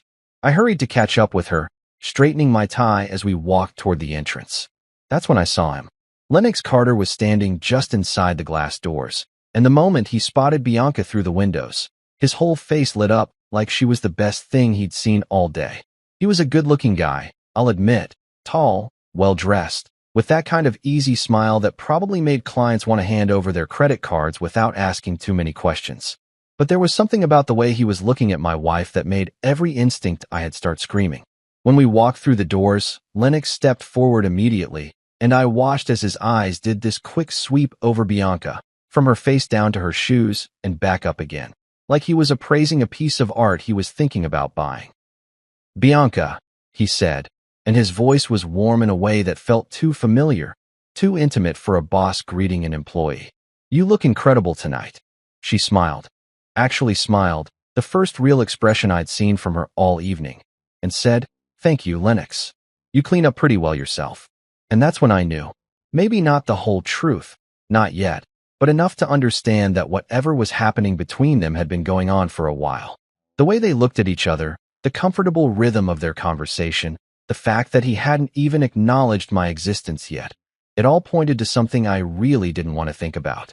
Finally, Lennox turned to me with that practiced smile of his, the one he probably used on clients he didn't particularly like, but had to be nice to anyway. And you must be Jared, he said, extending his hand. We've heard so much about you. Yeah, I thought as I shook his hand and felt him squeeze just a little too hard. I'll bet you have. Following Lennox inside felt like walking into some kind of fever dream. The venue was one of those places that screamed money from every surface. Crystal chandeliers hanging from a vaulted ceiling, marble floors so polished you could probably shave in their reflection, and walls lined with abstract art that probably cost more than I made in a year. Everything glittered under the warm lighting, and the sound of laughter and conversation echoed off the hard surfaces in a way that made me feel like I was walking into an echo chamber of privilege. I stuck close to Bianca as we moved through the crowd, but it was like watching her transform into someone I barely recognized. The distant, nervous woman from the car ride had vanished, replaced by this confident, social butterfly who seemed to know everyone and light up every conversation she joined.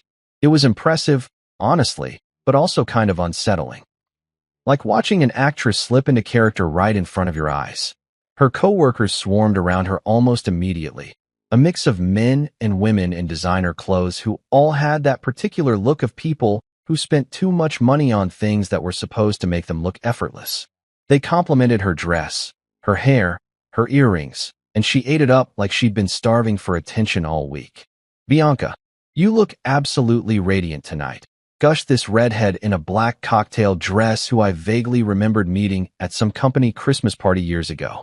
That dress is stunning on you, added another woman with perfectly straight blonde hair and lips so glossy they reflected the chandelier light. You have to tell us where you got those shoes, chimed in a third, and suddenly Bianca was the center of this little circle of admiration, basking in the attention like a cat in a sunbeam. And me? I might as well have been invisible. Not one of them acknowledged my presence. Not a single "nice to see you again, Jared," or "how's the woodworking business," or even just a polite nod in my direction. I stood there next to my wife like a piece of furniture she'd dragged along and forgotten about. At first, I tried to give them the benefit of the doubt. Maybe they were just excited to see Bianca and would include me in the conversation once the initial hellos were over. But as the minutes ticked by and the circle of admirers grew larger, it became pretty clear that I wasn't part of the equation. I was the plus one who didn't matter, the husband who was there to be seen but not heard. Bianca didn't seem to notice, or if she did, she didn't seem to care. She was in her element, talking shop about upcoming projects and industry trends, laughing at inside jokes I didn't understand, and generally acting like she belonged in this world of expensive taste and designer everything. Eventually, someone, I think it was Lennox, though I couldn't see him through the crowd, called for everyone to find their seats for dinner. The group started migrating toward a long table that had been set up in the center of the room, covered with a white tablecloth so crisp it looked like it had been starched and ironed that afternoon. Gold-rimmed plates caught the light from the chandeliers, and crystal glasses stood at attention like little soldiers waiting for orders. Each place setting had a small white card with elegant script writing, the kind of calligraphy that probably cost more per letter than most people spend on groceries. People were wandering around the table, looking for their names, chatting and laughing as they found their assigned spots. I followed Bianca around the table's perimeter, watching her scan the place cards with the focused intensity of someone taking a test. When she found hers, positioned about halfway down the table's length, she smiled and touched the card lightly with her fingertip. "Here I am," she said, then looked around for mine. "You should be right around here somewhere." I started checking the cards near hers, expecting to find my name on one of the neighboring spots. Jared Winslow, maybe, or Mr. Winslow if they were being formal. But as I moved from card to card, I wasn't seeing my name anywhere. Then I found it.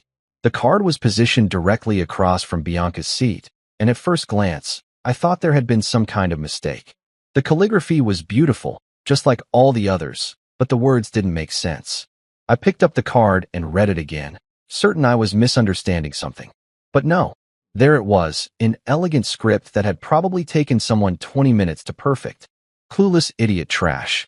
I stood there holding the card, staring at those 3 words like they were written in a foreign language I was trying to translate. This had to be wrong. This had to be some kind of printing error, Or maybe the cards had gotten mixed up somehow. There was no way, absolutely no way, that someone had deliberately written this. But as I looked around the table, I started noticing things. The way conversations had gotten quieter. The way people were glancing in my direction and then quickly looking away. The way Bianca was standing frozen next to her chair, her face pale under her carefully applied makeup. And then it started. The laughter. It began as a snicker from somewhere behind me, then grew into a chuckle, then exploded into full-blown, stomach-holding, tears-in-the-eyes laughter that filled the entire room. Person after person joined in until the sound was bouncing off the marble floors and crystal chandeliers like some kind of acoustic nightmare. Lennox was laughing the hardest, his face red with the effort of it, one hand pressed to his chest like he was trying to keep his heart from bursting with joy. Someone, I couldn't see who through the blur that was starting to cloud my vision, shouted, "Beggar!" And the laughter got even louder. And my wife, who was supposed to be on my side, who was supposed to have my back no matter what, was giggling. Not laughing outright like the others, but giggling like a teenager who'd just heard the best joke of her life. That's when I understood. This wasn't a mistake. This wasn't some cruel prank that had gotten out of hand. This was planned. This was deliberate. And Bianca, the woman I'd loved and supported and built a life with, had been in on it from the beginning. Standing there with that damn place card in my hand, surrounded by the sound of their laughter echoing off every polished surface in the room, I felt something inside me just break. Not snap, like you'd expect, but break slowly, like a piece of wood that's been carrying too much weight for too long and finally gives up trying to hold everything together. The logical part of my brain. The part that had gotten me through 8 years of marriage and built a successful business from nothing, was screaming at me to do something. Flip the table. Throw the card in Lennox's smug face. Tell every single one of these pretentious assholes exactly what I thought of their little joke. Walk out. Make a scene. Demand some goddamn respect. But I didn't do any of that. Instead, I just stood there like an idiot, holding that card and watching their faces. Really watching them. Memorizing every detail of this moment, so I'd never forget what it felt like to realize that the people I'd been trying to impress thought I was nothing more than entertainment. A punchline to a joke I hadn't even known was being told. Lennox was practically doubled over, his perfect hair falling into his eyes as he laughed. The redhead from earlier had her hand pressed to her mouth, like she was trying to contain herself, but her shoulders were shaking with the effort of holding it in. The blonde with the glossy lips was wiping tears from her eyes, careful not to smudge her makeup. And Bianca, Jesus, Bianca was the worst part of all. She wasn't laughing as hard as the others, but she was definitely laughing, covering it up with her hand, trying to look embarrassed about it, but not embarrassed enough to stop, not embarrassed enough to defend me, not embarrassed enough to tell her coworkers that this was her husband they were humiliating. That's when she leaned in close to me, close enough that I could smell her perfume and feel her breath on my ear, and whispered, "It's just a joke, Jared. Don't embarrass me. Don't embarrass her." Those 4 words hit me harder than all the laughter combined.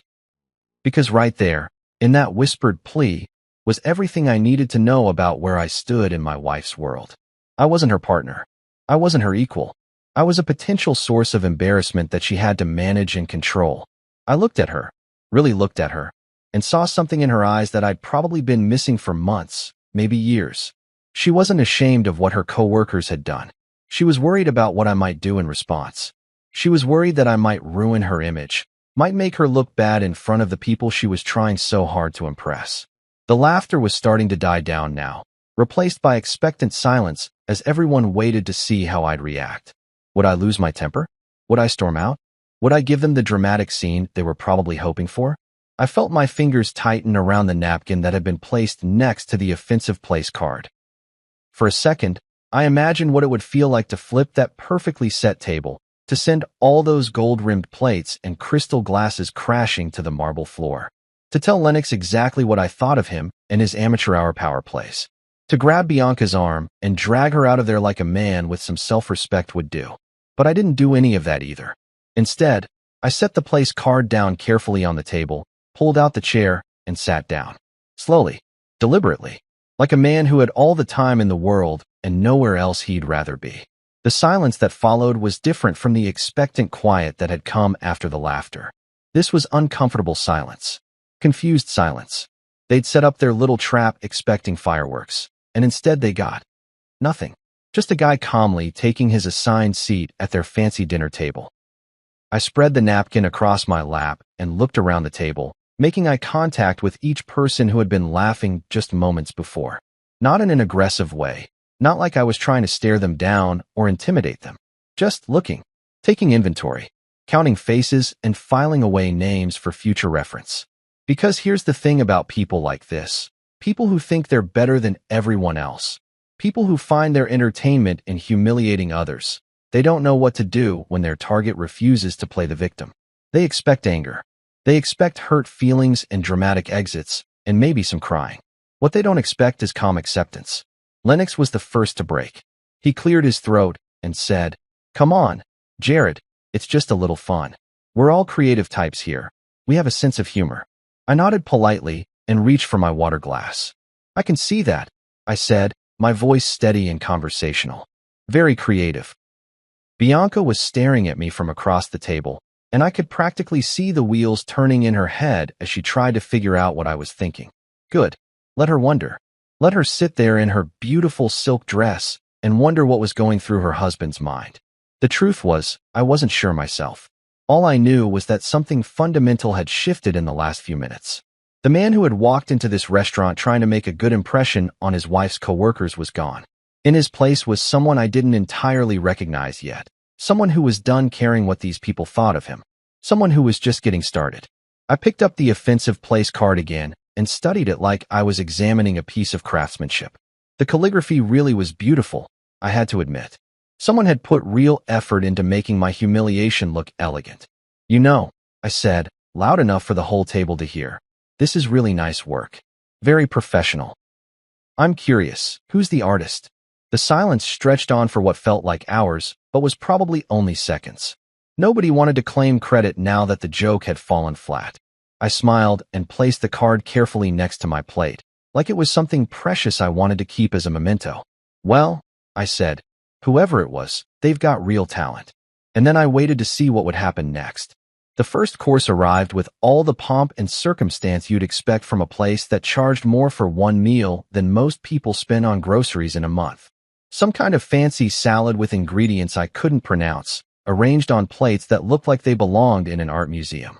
The servers moved around the table with practiced precision, setting down each plate like they were handling rare artifacts, and suddenly everyone had something to focus on besides the elephant in the room, or rather, the clueless idiot trash sitting at their perfectly appointed table. I ate slowly, methodically, making sure to use the right fork from the collection they'd laid out beside my plate. Years of watching Bianca navigate these kinds of social situations had taught me a thing or two about proper etiquette, even if I'd never had much occasion to use it.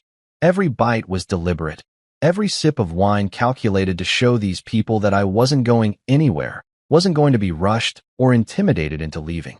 The conversation gradually resumed around me, but it was forced now, artificial in a way that hadn't been there before.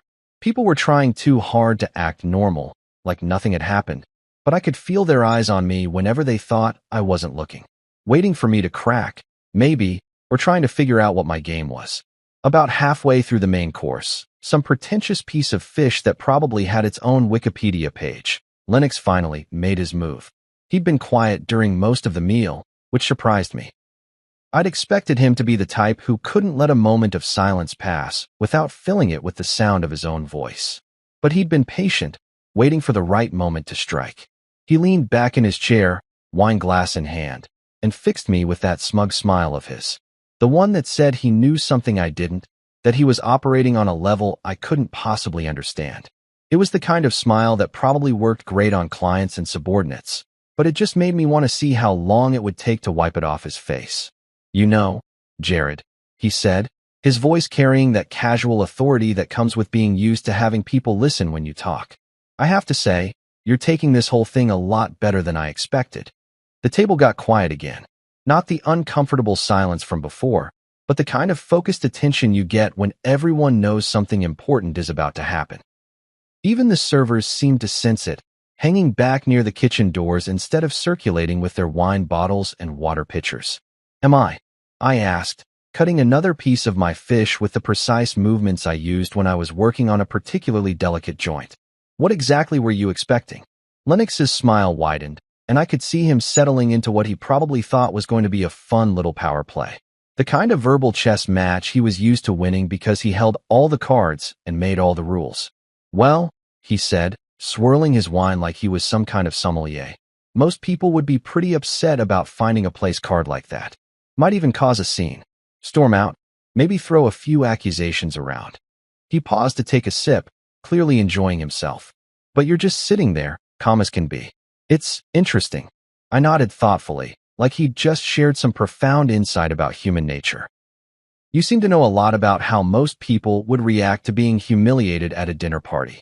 Experience, he said with a shrug that was meant to look casual but came across as practiced. You deal with enough different personality types in this business, you start to recognize patterns. I bet you do. I took a sip of my own wine, which was admittedly pretty good, even if I wasn't about to give him the satisfaction of saying so.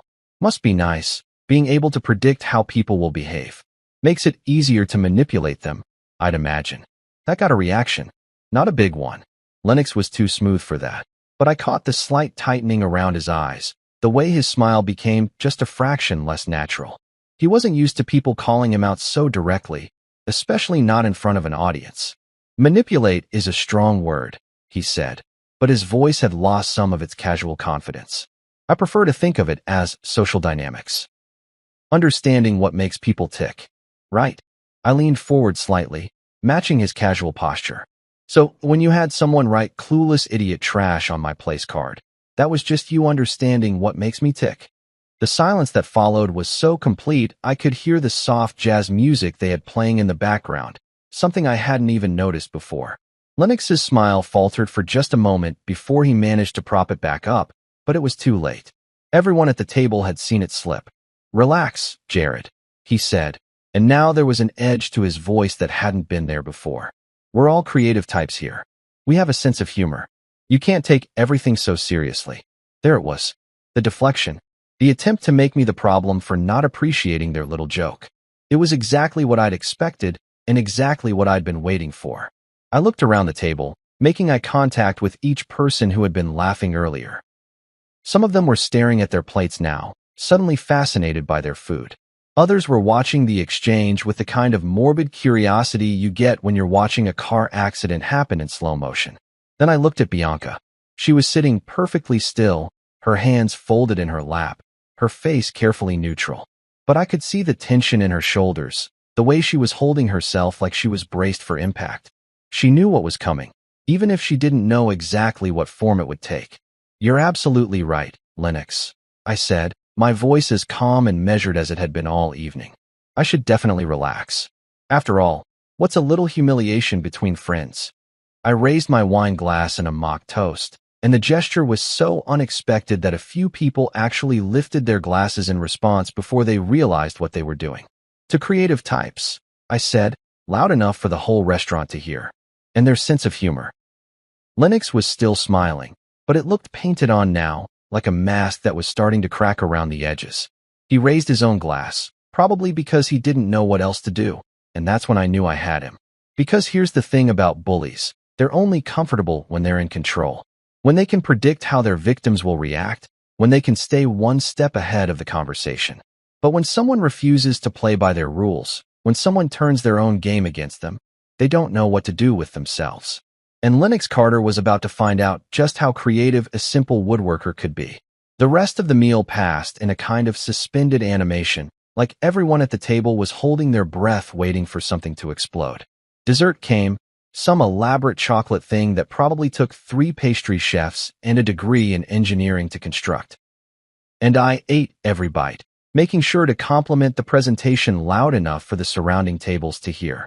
The wine kept flowing, conversations resumed in fits and starts, but there was an undercurrent of tension running through everything now that nobody could quite shake off. Lennox had retreated into damage control mode, working overtime to charm the other guests and restore the jovial atmosphere he'd been orchestrating all evening. But I could see the calculation behind every laugh, every casual gesture, every attempt to get things back on track. The man was rattled, even if he was doing his best to hide it. Bianca hadn't said a word to me since her whispered plea not to embarrass her. She was playing the part of the sophisticated professional, engaging in animated conversations about upcoming projects and industry trends. But I caught her glancing in my direction more than once, trying to read my mood, maybe, or figure out what I was planning to do next. The truth was, I wasn't entirely sure myself. Something had shifted inside me during that exchange with Lennox, something fundamental that I couldn't quite put my finger on yet. It was like walking into my workshop and realizing that all my tools had been rearranged. Everything looked familiar, but the relationships between things had changed in ways that would take time to fully understand. What I didn't know was that I was done being the joke, done being the husband who was supposed to smile and nod and be grateful for whatever scraps of respect these people felt like throwing my way. Done pretending that what had happened tonight was acceptable or funny or anything other than a calculated attempt to put me in my place. As the evening wound down and people started checking their phones and making noises about early meetings tomorrow, I made my decision. Not the explosive, table-flipping decision that part of me still wanted to make, but something more surgical, more precise. I waited until the servers had cleared away the last of the dessert plates, and people were starting to push back from the table. That moment when a formal dinner begins its transition into casual conversation and eventual departure. Then I stood up, smoothed down my tie, and began walking around the table toward the head, where Vincent Maddox had been holding court all evening. Vincent was Reinhardt and Rose president, a man in his early 60s with silver hair and the kind of presence that came from decades of closing deals and managing personalities. I'd met him exactly once before, about 3 years ago when I'd done some custom millwork for their office renovation. He'd been impressed with my craftsmanship then, had even mentioned something about how rare it was to find someone who understood the importance of quality in a world full of shortcuts and cheap alternatives. As I approached, Vincent looked up from his conversation with a woman I didn't recognize. Some client or potential partner, judging by the way she was dressed and the intensity of their discussion. He smiled when he saw me coming, the kind of polite, slightly confused smile you give someone you recognize but can't quite place. "Jared, isn't it?" he said, extending his hand. "Good to see you again. How's the woodworking business?" "It's going well. Thank you for asking," I replied, shaking his hand with the firm grip my father had taught me when I was 12 years old. "Actually, that's what I wanted to talk to you about." I reached into my jacket pocket and pulled out my phone, scrolling through my photos until I found the one I'd taken earlier.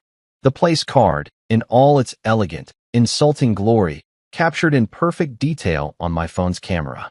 I'd snapped the picture while everyone was distracted by their salads, some instinct telling me I might need evidence of what had happened here tonight. "This is how your VP and your staff chose to welcome me to your company's annual dinner," I said, holding the phone so Vincent could see the screen clearly. The change in his expression was immediate and dramatic. The polite smile vanished, replaced by something between shock and horror as he read those 3 words written in beautiful calligraphy. He took the phone from my hands, studying the image like he couldn't quite believe what he was seeing. "This is," he started, then stopped, his face flushing red with what I hoped was embarrassment and anger. "Jared, I am so sorry. This is not who we are as a company. This is not how we treat anyone, let alone the contractor who's been providing your firm with custom cabinetry and installations for the past 6 years. I finished for him. The same contractor who built those conference room shelves you complimented last month, and the reception desk that 3 different design magazines have photographed for feature articles." Vincent's flush deepened, and I could see him processing not just the immediate insult, but all the broader implications. The potential legal exposure, the damage to the company's reputation if this got out, the complete failure of leadership that had allowed something like this to happen under his watch. "Jared, please," he said, his voice taking on the careful tone of someone trying to defuse a bomb. "Let me make this right. This is completely unacceptable, and whoever was responsible will face serious consequences. But surely we can." "Vincent," I interrupted, keeping my voice calm and professional. "I appreciate the apology, I really do. But I think we both know that apologies don't fix this kind of thing. Trust, once it's broken, doesn't just snap back together like a piece of wood with some glue and clamps." I took my phone back and slipped it into my pocket, then looked him directly in the eye with the same steady gaze I used when I was explaining a complicated joint to a client who didn't understand why quality took time. "Effective tonight," I said, each word clear and deliberate. "I'm cutting all ties with Reinhardt and Rowe. No more custom work, no more installations, no more partnership of any kind. Craftwise Builds will be finding clients who understand the value of respect." The silence that followed was absolute. Vincent stared at me like I'd just told him his building was on fire, and I could sense rather than see the attention of everyone else at the table shifting in our direction. This was the scene they'd been waiting for all evening, just not the one they'd expected. "You don't have to do this," Vincent said quietly. "We can work something out. Make amends. Surely." But I was already walking away, heading for the exit with the measured pace of a man who had said everything that needed to be said. Behind me, I could hear Vincent's voice, sharp with authority now instead of apology. "Lennox, my office. First thing Monday morning." I didn't look back. I didn't need to. The empire was already starting to crack. Walking out of the Meridian felt like stepping out of a fever dream and back into the real world. The cool night air hit my face, cutting through the fog of wine and adrenaline that had been building all evening, and for the first time in hours I could actually breathe properly. My hands weren't shaking. I was surprised to discover that, and my heart rate was steady, like I'd just finished a particularly satisfying piece of craftsmanship rather than blown up my wife's career and probably my marriage in the span of 5 minutes. I made it about halfway to my car before I heard the click of heels on pavement behind me. Bianca's voice cut through the night air like a saw blade hitting a nail. Jared, wait." I stopped but didn't turn around. Not yet. I needed another few seconds to figure out what I was going to say to her, how I was going to handle this conversation that had been building for years without either of us realizing it. "What the hell was that?" she demanded, slightly out of breath from trying to catch up with me in those designer heels. "What were you thinking?" Now I turned around. She looked different out here under the parking lot lights, smaller somehow, less polished than she had inside the restaurant. Her perfect hair was starting to come loose from its elegant twist, and there was something wild in her eyes that I hadn't seen since we were younger and used to fight about money and the future and all those things that seem so important when you're still figuring out who you're going to be. "I was thinking," I said carefully, "that I was tired of being treated like garbage by people who wouldn't know real craftsmanship if it hit them in the face." "It was just a joke, Jared." The words came out sharper than she probably intended, echoing off the cars around us. "A stupid, harmless joke that you turned into this nuclear option. Harmless." I couldn't keep the disbelief out of my voice. "Bianca, they called me clueless idiot trash at a company dinner." "Your company dinner? Your boss, who I'm pretty sure you're sleeping with, by the way, orchestrated the whole thing, and you sat there and laughed along with them." She flinched like I'd slapped her, and I knew I'd hit the mark about Lennox.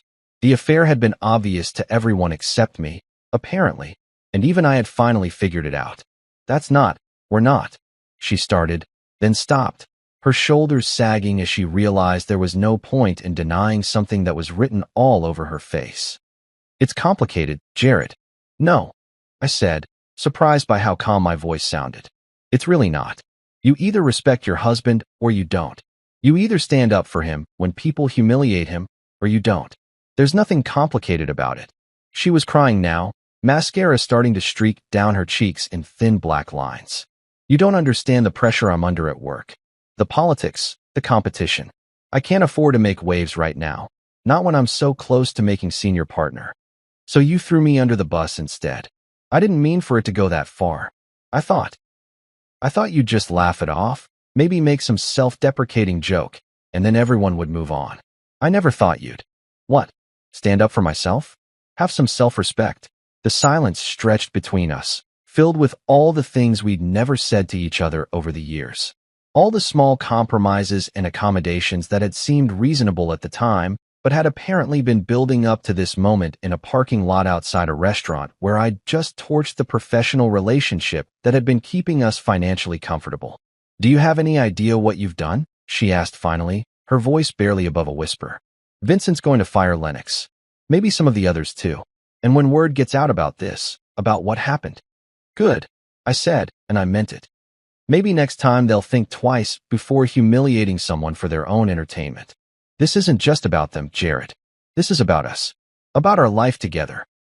Reinhardt and Rowe was our biggest client. Do you realize how much money we're going to lose? The word came out harder than I intended. When exactly did your affair with your boss become our problem, Bianca? She didn't answer that, just stood there crying in the parking lot while the valet attendants pretended not to notice the domestic drama playing out in front of their fancy restaurant. I pulled my car keys out of my pocket, the familiar weight of them grounding me in something real and solid.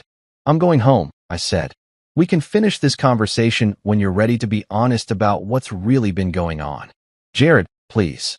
She reached out like she was going to touch my arm, then seemed to think better of it. Can't we find a way to fix this? I looked at her standing there in her beautiful silk dress, her makeup ruined and her carefully constructed professional image crumbling around her, and I felt something that might have been pity if I'd had any emotional energy left to spare. Some things can't be fixed, Bianca, I said. Some things are just broken.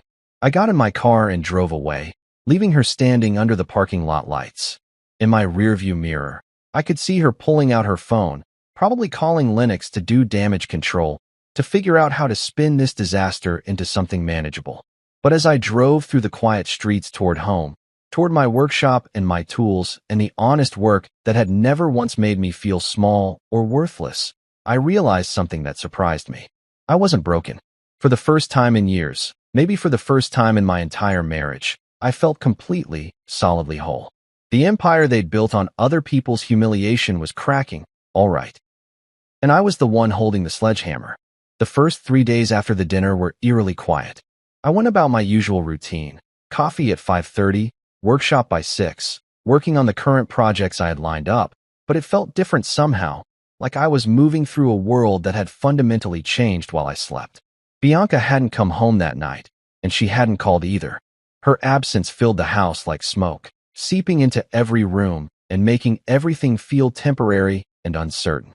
On Wednesday morning, I was putting the finishing touches on a jewelry box for Mrs. Peterson down on Elm Street when I heard the mail truck rumble up our driveway. Usually, I wouldn't have bothered checking it until evening. Bills and junk mail could wait, but something made me walk to the mailbox that day.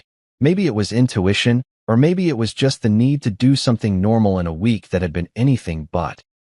The first envelope I pulled out had the Reinhardt and Rowe letterhead embossed at the top, and for a second my stomach dropped. Some kind of legal threat, maybe, or a demand for payment on work I'd already completed. But when I tore it open, I found something I hadn't expected, an apology letter from Vincent Maddox, written on company letterhead and signed in his distinctive handwriting. Dear Jared, it read, I want to personally apologize for the unconscionable treatment you received at our company dinner. What happened that evening goes against every value this firm claims to represent, and I take full responsibility for creating an environment where such behavior was possible. While I know this doesn't undo the damage that was done, please know that significant personnel changes are being made to ensure nothing like this ever happens again. Your craftsmanship and professionalism have always been exemplary, and losing your partnership is a loss this company will regret for years to come. I read it twice, then set it aside and opened the second letter. This one was from someone named Delilah Morrison, a name I vaguely remembered from introductions at the dinner, but couldn't attach to a face. The handwriting was neat and precise, like someone who'd taken time to think about every word. Dear Mr. Winslow, it began. You don't know me well, but I was seated 3 chairs down from you at Friday's dinner. I work in the design department at Reinhardt and Rowe, and I wanted you to know that not everyone at that table found what happened to you amusing. In fact, I was so disgusted by the whole thing that I recorded Lennox Carter bragging about the joke to several co-workers before you arrived. I thought you should know that this wasn't just cruel. It was planned well in advance, and Lennox seemed to take particular pleasure in describing how humiliated you were going to be. My hands tightened on the letter as I kept reading. I've attached a copy of the recording to this letter. I'm not sure what you plan to do with it, but I thought you deserved to know the truth about how premeditated this attack on your dignity really was. I've also taken the liberty of sharing this recording with several people in the industry who I thought should know what kind of man Lennox Carter really is. Word travels fast in our business, and I suspect his reputation is going to suffer considerably in the coming weeks. The third envelope was thicker, official-looking, with a return address I didn't recognize. Inside was a contract from Archer and Moore Studios, one of Reinhardt and Rowe's biggest competitors, offering me an exclusive partnership to handle all their custom millwork and installations. The terms were better than anything I'd had with Reinhardt and Rowe: higher rates, more creative freedom, and a clause that guaranteed me credit in any magazine features or design awards. There was a handwritten note attached from someone named Patricia Archer. "We've heard about your situation through industry channels, and we want you to know that we've always admired your work. We believe that character and craftsmanship go hand in hand, and we'd be honored to have you as a partner. If you're interested, please call me at your earliest convenience." By Thursday, my phone was ringing off the hook. Architects I'd worked with years ago, developers who'd seen my work in other people's projects, even a few residential clients who'd heard about what happened and wanted to offer their support. Word was spreading through the construction and design community faster than I'd thought possible, and apparently the story wasn't painting Reinhardt and Rowe in a very flattering light. "I heard about what those jackasses did to you," said Tom Rodriguez, a contractor I'd collaborated with on several projects over the years. "Hell, Jared, everybody's heard about it by now. That recording Delilah Morrison's been sharing around has made Lennox Carter about as popular as a tax audit. Nobody wants to work with those people anymore." "What recording?" I asked, though I was pretty sure I knew. "You haven't heard it yet? Man, you need to listen to this thing. Carter's basically bragging about how he came up with the idea to humiliate you, talking about how funny it was going to be to watch you squirm. Real class act, that guy. Anyway, the reason I'm calling is I've got 3 clients who specifically asked if I knew how to get in touch with you. Seems like people respect a man who stands up for himself." Friday brought more of the same. A custom kitchen job in Westchester, a built-in library for a law firm downtown, even an inquiry from a hotel chain about doing millwork for their entire East Coast expansion. My appointment book, which had been looking pretty sparse after cutting ties with Reinhardt and Rowe, was suddenly packed solid for the next 6 months. That evening, I was in the workshop organizing all the new contracts and proposals when my phone rang one more time. The caller ID showed a number I didn't recognize, but something made me answer it anyway. "Is this Jared Winslow from Craftwise Builds?" The voice was warm, professional, with just a hint of a southern accent. "Yes, this is Jared." "Mr. Winslow, my name is Michael Chun, and I'm a producer for a home renovation show on the Home and Garden Network. We've been hearing some interesting stories about you this week, and we're wondering if you might be interested in discussing a potential partnership." I almost laughed. A week ago, I'd been sitting at a dinner table being treated like trash by people who thought they were better than me. Now television producers were calling to offer me work. "What kind of partnership?" I asked. "We're developing a new series about craftsmen who prioritize quality and integrity over profit margins. Men and women who do things the right way, even when the wrong way would be easier. From what we've heard, you might be exactly the kind of person we're looking for." I looked around my workshop, at the tools my father had given me, at the projects in various stages of completion, at the honest work that had never once made me feel small or worthless, and I smiled. "Tell me more," I said, "because sometimes, when one door closes, the whole damn world opens up." By Monday morning, the house had developed a kind of echo that hadn't been there before. Every footstep seemed too loud, every door closing sounded like a gunshot, and the coffee maker's morning gurgle filled the kitchen with a loneliness I'd never noticed when Bianca was around to share it. I'd gotten used to her absence over the past week. The empty side of the bed, the bathroom counter clear of her products, the refrigerator staying exactly as full as I'd left it, but I hadn't expected the silence to feel so heavy. I was sitting at the kitchen table, going through the stack of new contracts that seemed to grow every day, when I heard her key in the front door. It was just past 7 in the morning, earlier than she'd ever voluntarily gotten up in all the years we'd been married, and something about the timing told me this wasn't going to be a casual conversation about getting back together. She appeared in the kitchen doorway, looking like she'd aged 5 years in the past week. Her usually perfect hair was pulled back in a messy ponytail. She wasn't wearing any makeup, and the designer clothes had been replaced by jeans and a sweater that had seen better days. But it was her eyes that really caught my attention, red-rimmed and hollow, like she'd been crying for days and had finally run out of tears. "We need to talk," she said, her voice hoarse and smaller than I'd ever heard it. I gestured to the chair across from me, The same spot where she used to sit every morning reading industry blogs on her tablet while I ate breakfast and planned out my day. She sat down carefully, like the chair might collapse under her weight, and for a long moment we just looked at each other across the table that had once felt like the center of our shared life. "Vincent fired me," she said finally, the words coming out flat and matter-of-fact, like she was reading them from a script she'd memorized. "Not officially. They're calling it a voluntary resignation pending ethics review, but we both know what that means. My career at Reinhardt and Rowe is over." I nodded, but didn't say anything. What was there to say? That I was sorry? That I hadn't meant for things to go that far? Both would have been lies, and we'd had enough lies between us to last several lifetimes. "Lennox is gone too," she continued, staring at her hands folded on the table. "Vincent gave him the choice between resigning quietly or being terminated for cause. He chose to resign, but word's already gotten out about what happened. That recording Delilah made, it's everywhere now. Industry blogs, social media, even some of the trade magazines picked it up. His reputation is destroyed." She looked up at me then, and I saw something in her eyes I'd never seen before.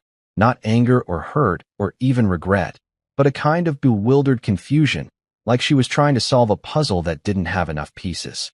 "Why did you do that to me?" she asked, and her voice cracked on the last word. "Why did you have to take it so far? It was just a stupid joke, Jared. A mean, thoughtless joke that got out of hand. But you turned it into this nuclear weapon that destroyed everything we'd built together." I set down the contract I'd been pretending to read and really looked at her. This woman I'd loved for 8 years, who I'd supported through career changes and family drama, and all the normal ups and downs that come with building a life with someone. She was sitting 3 feet away from me, but she might as well have been on another planet. "You still don't get it, do you?" I said quietly. "This isn't about the joke, Bianca. This isn't about one night at one dinner where people decided to have a laugh at my expense." "Then what is it about?" she demanded. And now there was some fire in her voice, some of the old Bianca showing through the exhaustion and defeat. "Because from where I'm sitting, it looks like you threw away 8 years of marriage and our entire financial future because you couldn't take a little ribbing from my coworkers." A little ribbing. I repeated the word slowly, like I was tasting something bitter. "Is that really what you think happened? You think your boss, your lover, had someone write clueless idiot trash on my place card as friendly banter?" She flinched at the word lover, but didn't deny it. We were past the point of pretending now, past the point of careful euphemisms and plausible deniability. "It wasn't supposed to go that far," she said, and I could hear the desperation creeping into her voice. "Lennox said it would just be a quick laugh, something to break the tension at the dinner. He said you'd probably make some self-deprecating joke about it, and then everyone would move on. I never thought. You never thought I'd have enough self-respect to stand up for myself." I finished for her. "You thought I'd just sit there and take it, like I always do. Like I did when your friends made comments about my little woodworking hobby. Like I did when you started working late every night and coming home smelling like someone else's cologne. Like I did when you stopped wearing your wedding ring because it didn't go with your professional image." The silence that followed was different from the empty quiet that had been filling the house all week. This was loaded silence, packed with all the things we'd been avoiding for months, maybe years. "I didn't stop wearing my ring because of my image," she said finally, her voice barely above a whisper. "No," I agreed. "You stopped wearing it because you'd already checked out of this marriage. The dinner was just the first time you let me see it." She started crying then. Not the dramatic tears from the parking lot, but the quiet, helpless crying of someone who knows they've lost something important and doesn't know how to get it back. I watched her shoulders shake, listened to the soft sounds of her grief, and felt absolutely nothing. Not anger, not satisfaction, not even pity, just nothing. "I made a mistake," she said through her tears. "I made a lot of mistakes. But I love you, Jared. I know I haven't been showing it lately, but I do love you. Can't we find a way to fix this? Can't we start over?" I looked at her sitting there in our kitchen, crying over the ruins of the life we'd built together, and I realized that the man who might have said yes to that question, the man who would have been grateful for her attention, who would have been willing to pretend none of this had happened if it meant keeping the peace, was gone. "Some things can't be fixed, Bianca," I said, using the same words I'd used in the parking lot. "Some things are just broken." She looked up at me with red, swollen eyes. "So that's it. 8 years of marriage, and you're just done? I thought about that question as I looked around the kitchen we'd renovated together 3 years ago, at the custom cabinets I'd built with my own hands, at the breakfast nook where we'd share of morning conversations about everything and nothing. Yeah, I said finally. I think I am. She nodded like she'd been expecting that answer, wiped her eyes with the sleeve of her sweater, and stood up from the table. I'll have a lawyer contact you about the divorce, she said, her voice steady now, all business. We can split everything fairly. The house, the savings, everything. Keep the house, I said. I never liked it much anyway. And that was the truth. I'd never felt at home in this place with its open floor plans and granite countertops and carefully curated decorations. It was Bianca's house, Bianca's vision of what successful people were supposed to want. I belonged in my workshop, surrounded by the smell of wood shavings and the sound of honest work being done. She walked to the kitchen doorway, then paused and looked back at me one more time. For what it's worth, she said, I really am sorry. About all of it. I know you are, I replied. But sorry doesn't fix broken trust any more than glue fixes a piece of wood that's been cut with a chainsaw. After she left, the house was quiet again. But this time, the silence didn't feel heavy or oppressive. It felt like freedom. 3 months later, I was standing in the executive conference room of Archer & Moore Studios, watching Patricia Archer run her fingers along the grain of the mahogany table I'd just finished installing. The morning sun was streaming through the floor-to-ceiling windows, catching the natural patterns in the wood and making them glow like they were lit from within. It was the kind of moment that reminded me why I'd fallen in love with woodworking in the first place. Not for the money or the recognition, but for the simple pleasure of creating something beautiful that would outlast the person who made it. This is extraordinary work, Jared, Patricia said, her voice filled with the kind of genuine appreciation I'd rarely heard at Reinhardt & Rowe. The joinery is flawless, and the way you've matched the grain across the entire surface. It's like looking at a single piece of wood that just happened to grow in the shape of a conference table. I smiled and ran my own hand along the surface, feeling the smoothness that had taken 3 coats of hand-rubbed finish and countless hours of sanding to achieve. That's the idea. Most people rush the matching process, but if you take the time to really study the wood, to understand how it wants to fit together, you can create something that looks like nature intended it that way. Well, our clients are going to be impressed, Patricia said, pulling out her phone to take photos. Speaking of which, the Meridian Hotel Group loved the samples you sent for their downtown project. They want to move forward with the full contract. All the lobby furniture, the front desk, and the millwork for their premium suites. It's a 6-figure deal, Jared. Probably the biggest single contract you've ever taken on. The irony wasn't lost on me.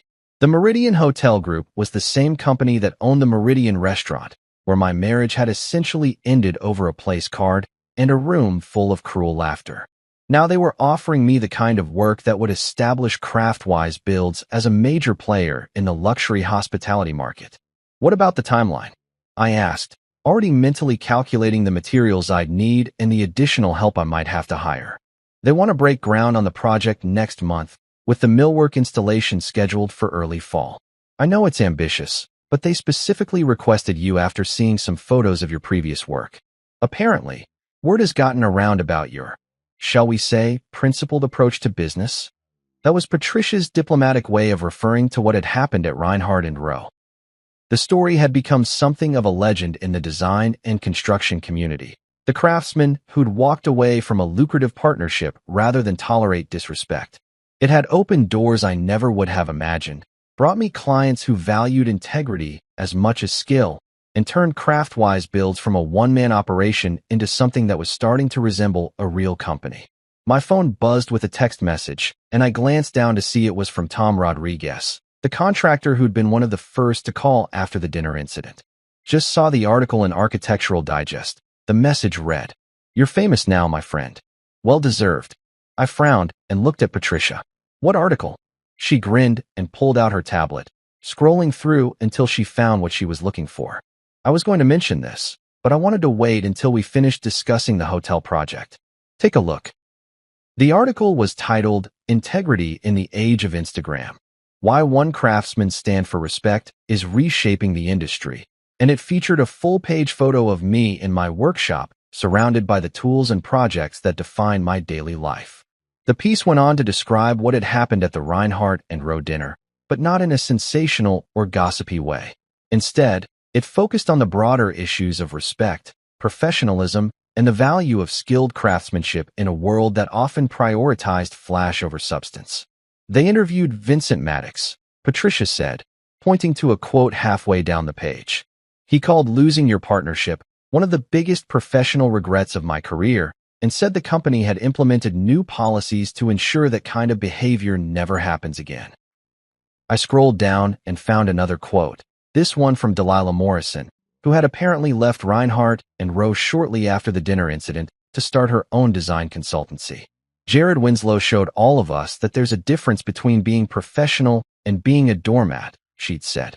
His willingness to walk away from a toxic situation, even at personal cost, has inspired a lot of people in this industry to examine their own standards and boundaries.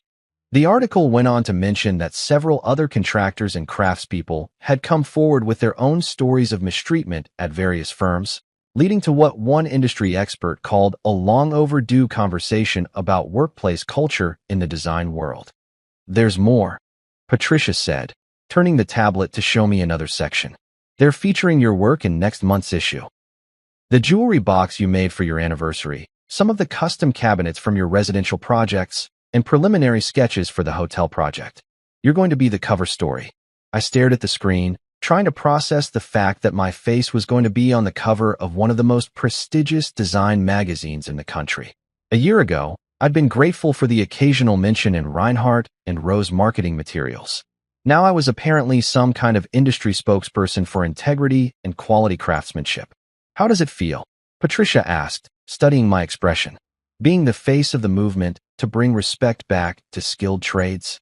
I thought about that question as I looked around the conference room, at the table I'd built with my own hands, at the successful partnership I'd forged with people who valued my work, at the future that was opening up in ways I never could have predicted.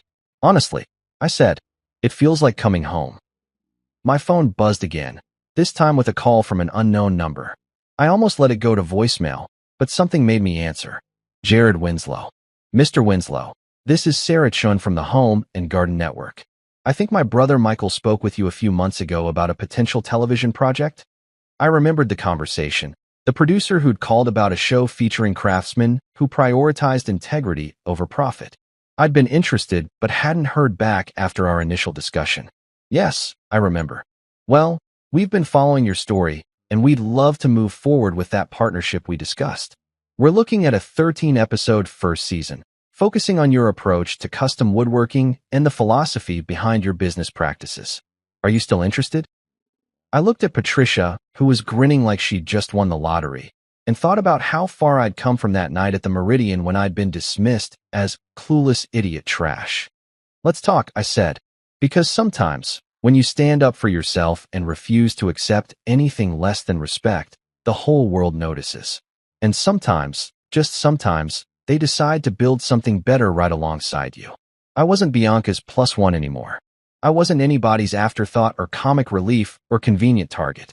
I was Jared Winslow, craftsman and businessman, cover story and television personality, builder of beautiful things that would outlast all the petty people who'd once thought they were better than me.